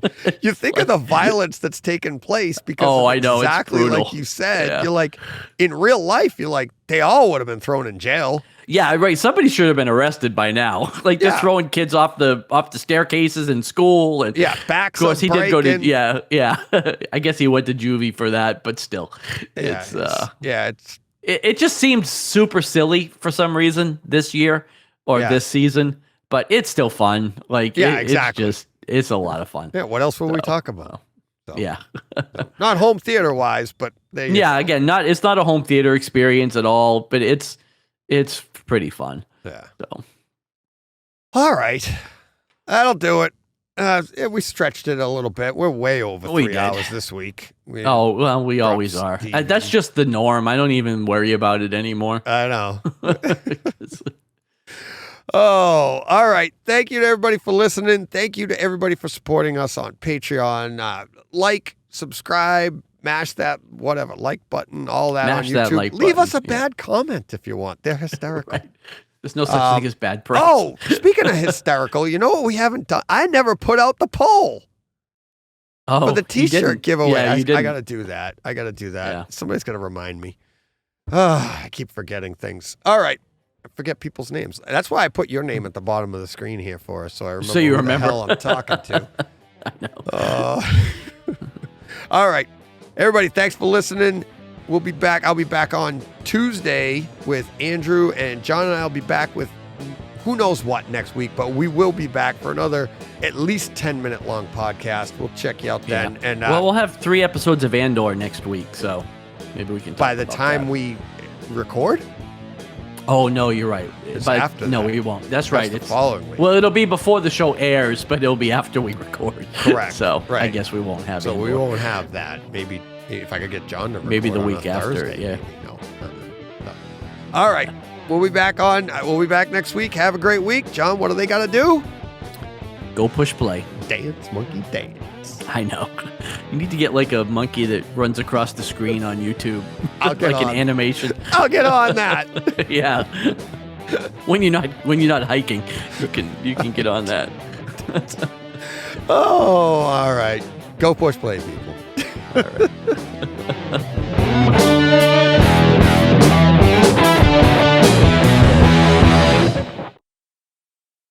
Hey, Fred.